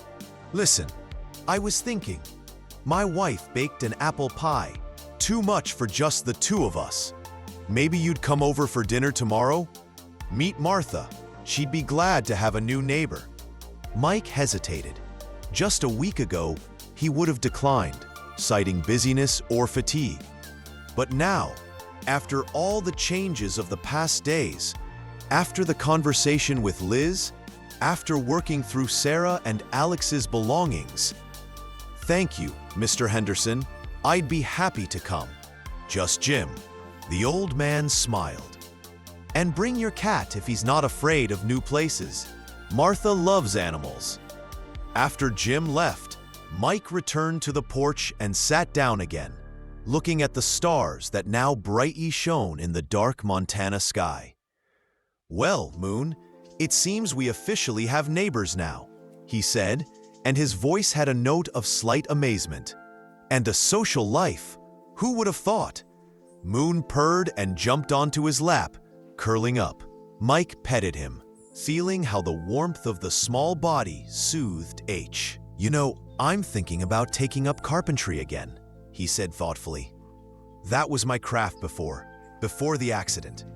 I could set up a small workshop here, make simple furniture. Nothing complicated, just creating something with my hands. Mike pondered, running his fingers through Moon's soft fur. And maybe someday I'll return to trucking. But not like before, not as an escape, but just as a part of life.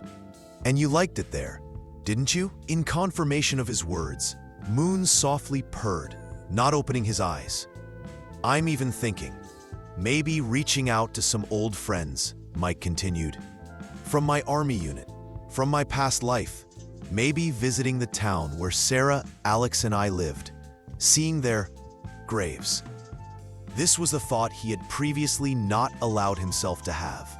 But now, having spoken it aloud, he felt not pain, but a quiet sadness and something akin to acceptance. What do you say, Moon? We'll get through this together? In response, the kitten only pressed closer to him, as if promising to be there, whatever happened.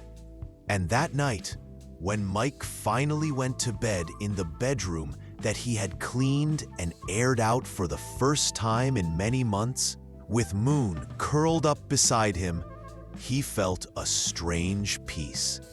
He didn't know what the future would bring, but for the first time in 3 years, he was ready to meet it, not as a burden, but as an opportunity.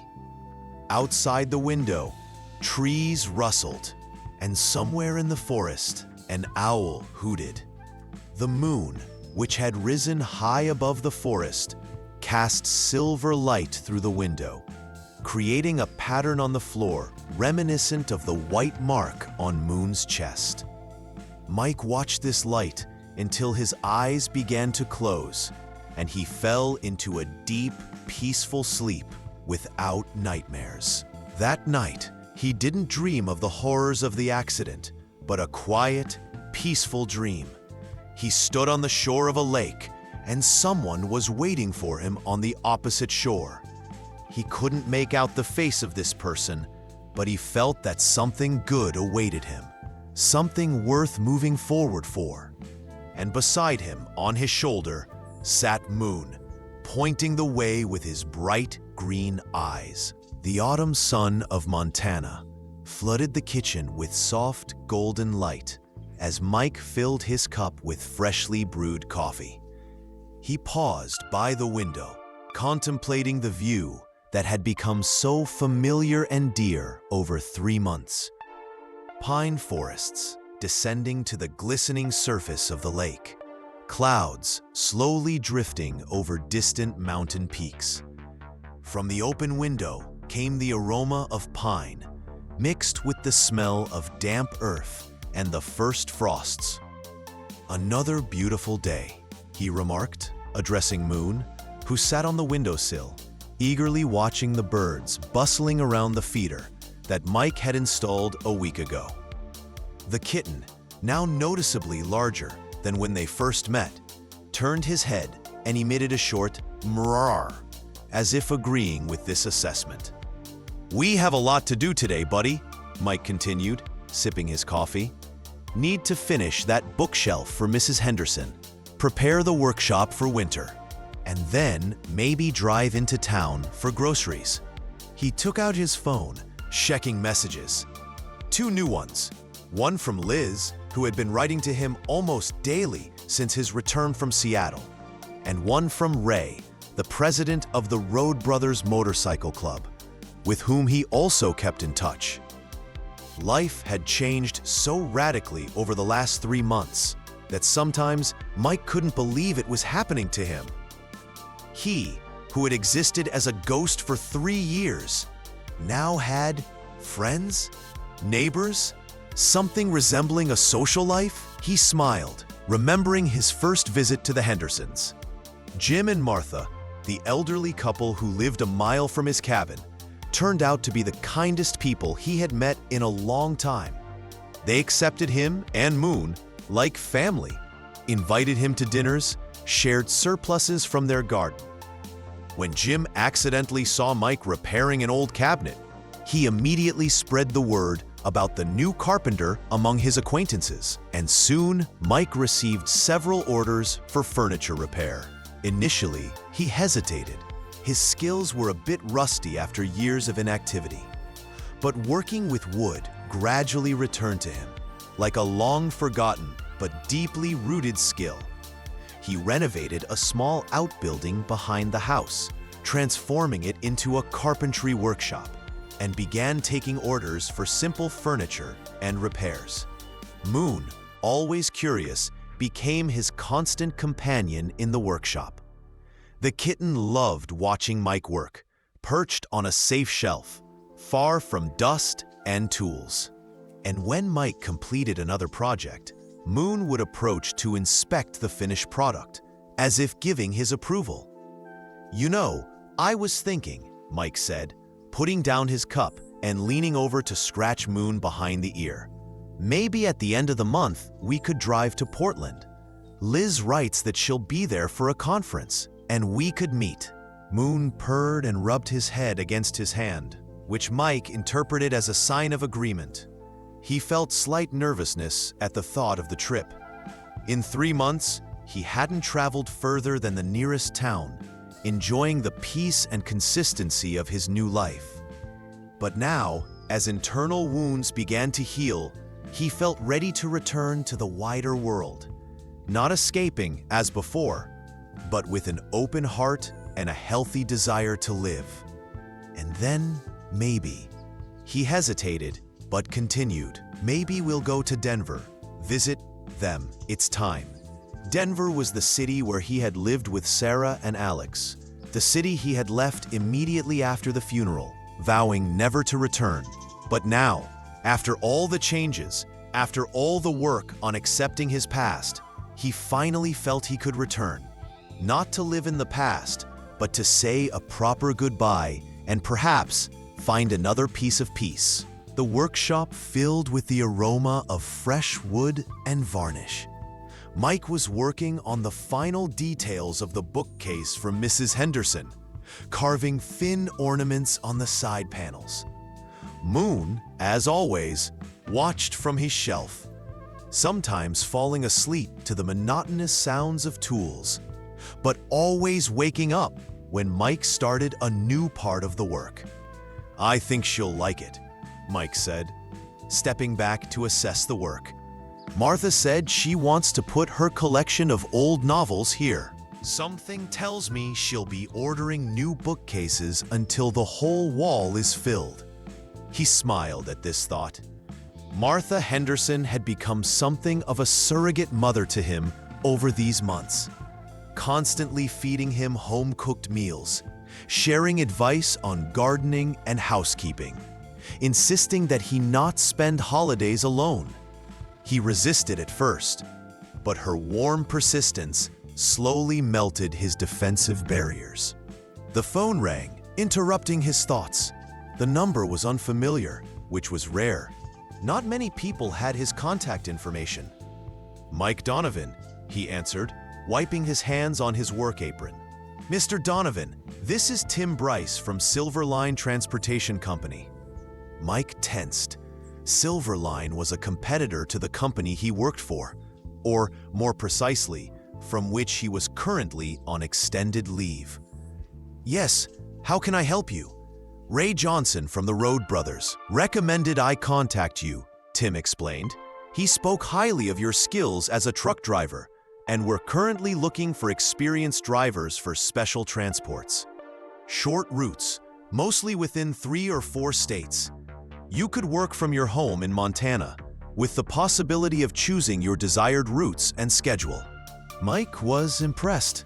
He had, of course, thought about returning to trucking, but planned to do it on his own terms, not full-time, not months away from home. And here was someone seemingly reading his thoughts and offering exactly what he wanted. "That's an interesting offer," he cautiously replied. "But I'm not sure I'm ready to return to a full schedule." "We're not offering a full schedule," Tim assured him. "We're looking for drivers for specialized transports, valuable cargo, urgent deliveries, sometimes delicate equipment. We pay more per run, but there are fewer runs, and you choose which ones to take. For us, quality matters, not quantity." "What about special circumstances?" Mike carefully asked, glancing at Moon. Tim chuckled.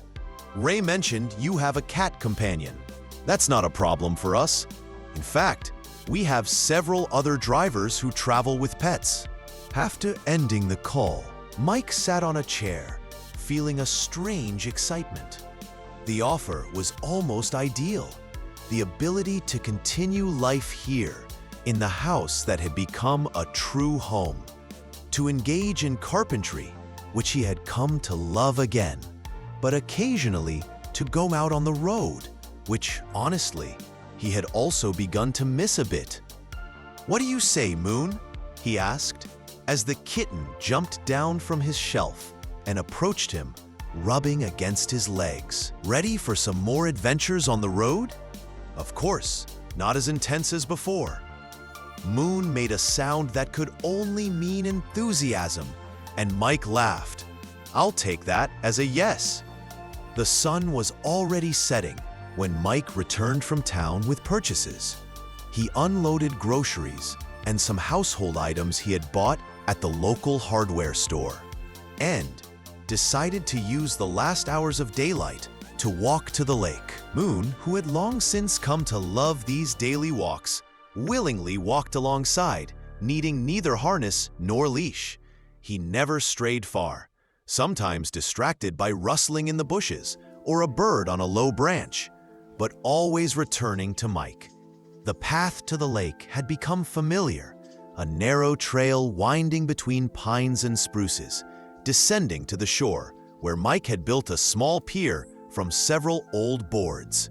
Here he often sat, looking at the water's surface, sometimes fishing, sometimes just thinking. Today, however, a surprise awaited him. Someone was already on the pier, a small figure with hair pulled into a high ponytail, in jeans and a flannel shirt. "Liz?" Mike asked in surprise, recognizing his old friend whom he had seen only a few months ago in Seattle. She turned, and a broad smile appeared on her face.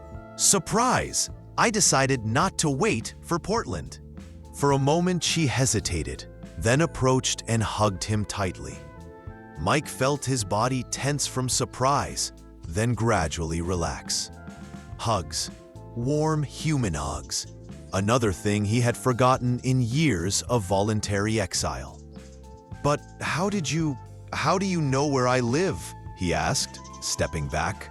"Ray gave me the address," she confessed with a mischievous smile. We've been talking for the past few weeks. He said you talked about me a lot." Mike felt himself blushing.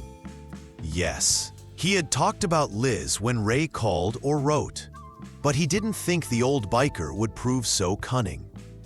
"And this must be the famous Moon." Liz bent down to the kitten, who was examining her with curiosity. "Hello, handsome. I've heard a lot about you."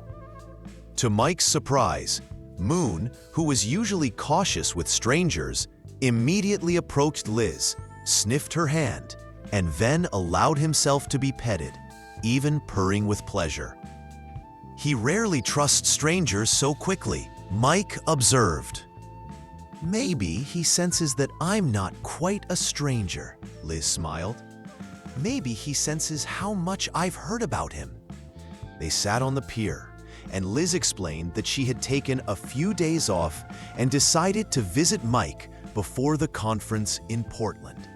She was staying at a small hotel in the nearest town and planned to stay for 2 or 3 days, if he didn't mind. "Of course I don't mind," Mike replied, surprised by his own sincerity. "Actually, I just cleaned up the guest room. You can stay with me if you want. It would be easier than commuting from town." "Are you sure?" Liz looked at him with slight doubt. "I don't want to impose." "I'm sure," Mike nodded. "Plus, Moon seems to have already decided you can stay." Indeed, the kitten had already settled on Liz's lap, squinting with pleasure as she scratched behind his ears.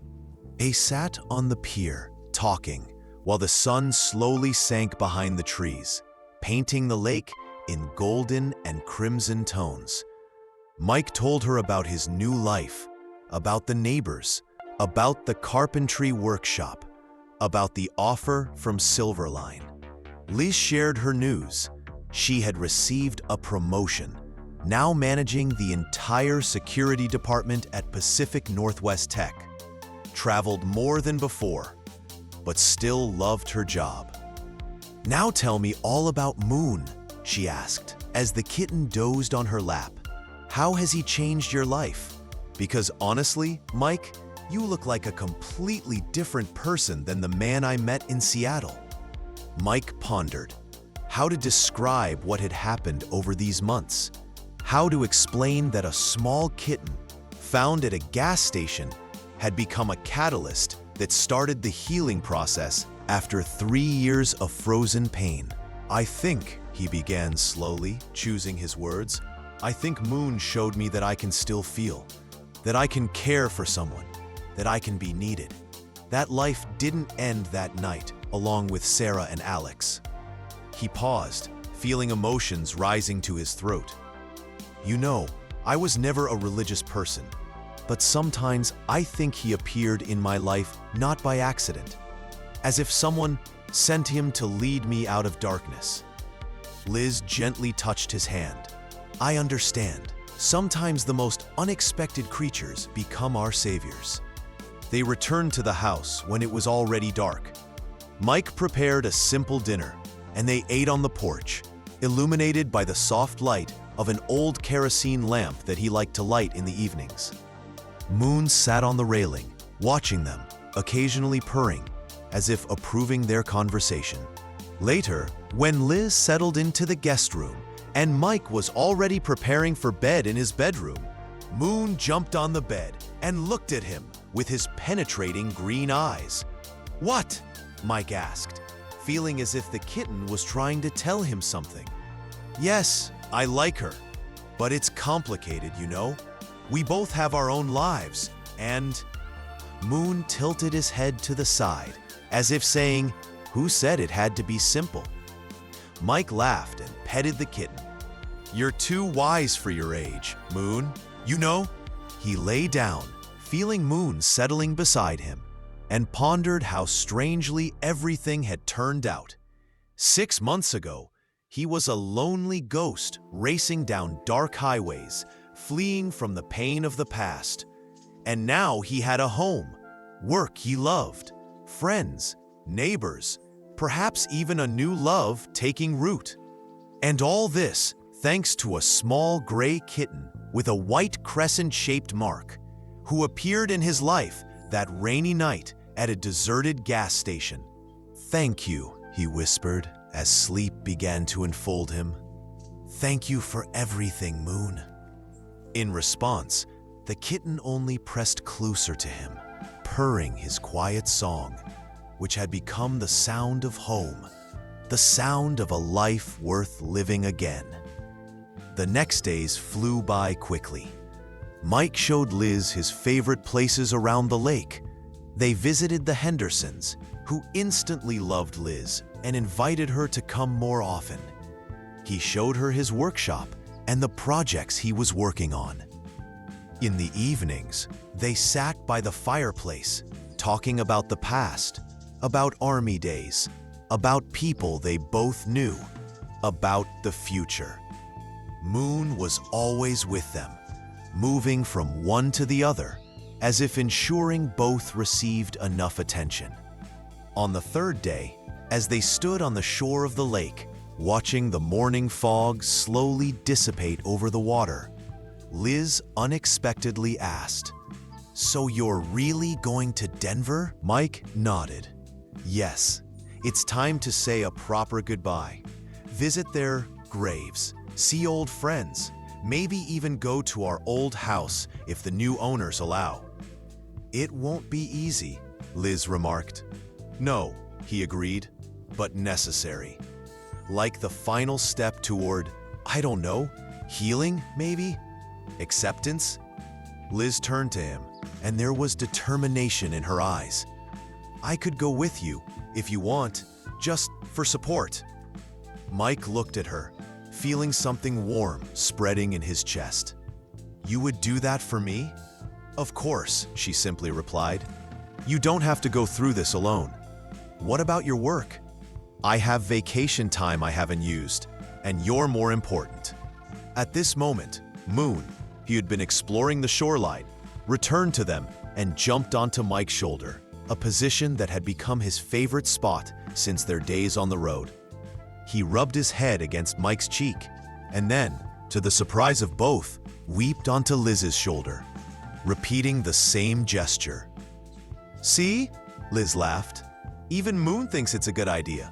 Mike couldn't help but smile. "Seems like he's decided for us." That evening, after Liz had gone back to town, promising to return in 2 weeks for the joint trip to Denver, Mike sat on the porch, looking at the stars and petting Moon, who purred on his lap. "You're an amazing creature, you know," he said quietly. "Sometimes I think you understand much more than you show." Moon raised his head and looked at him with his unusual green eyes, which in the moonlight seemed almost supernatural. "Thank you for finding me," Mike continued, feeling a strange excitement in his chest, not from pain or longing, but from gratitude and perhaps even happiness. "Thank you for showing me the way home." In response, Moon only pressed closer to him, purring his quiet, soothing song, which had become the soundtrack to his new life.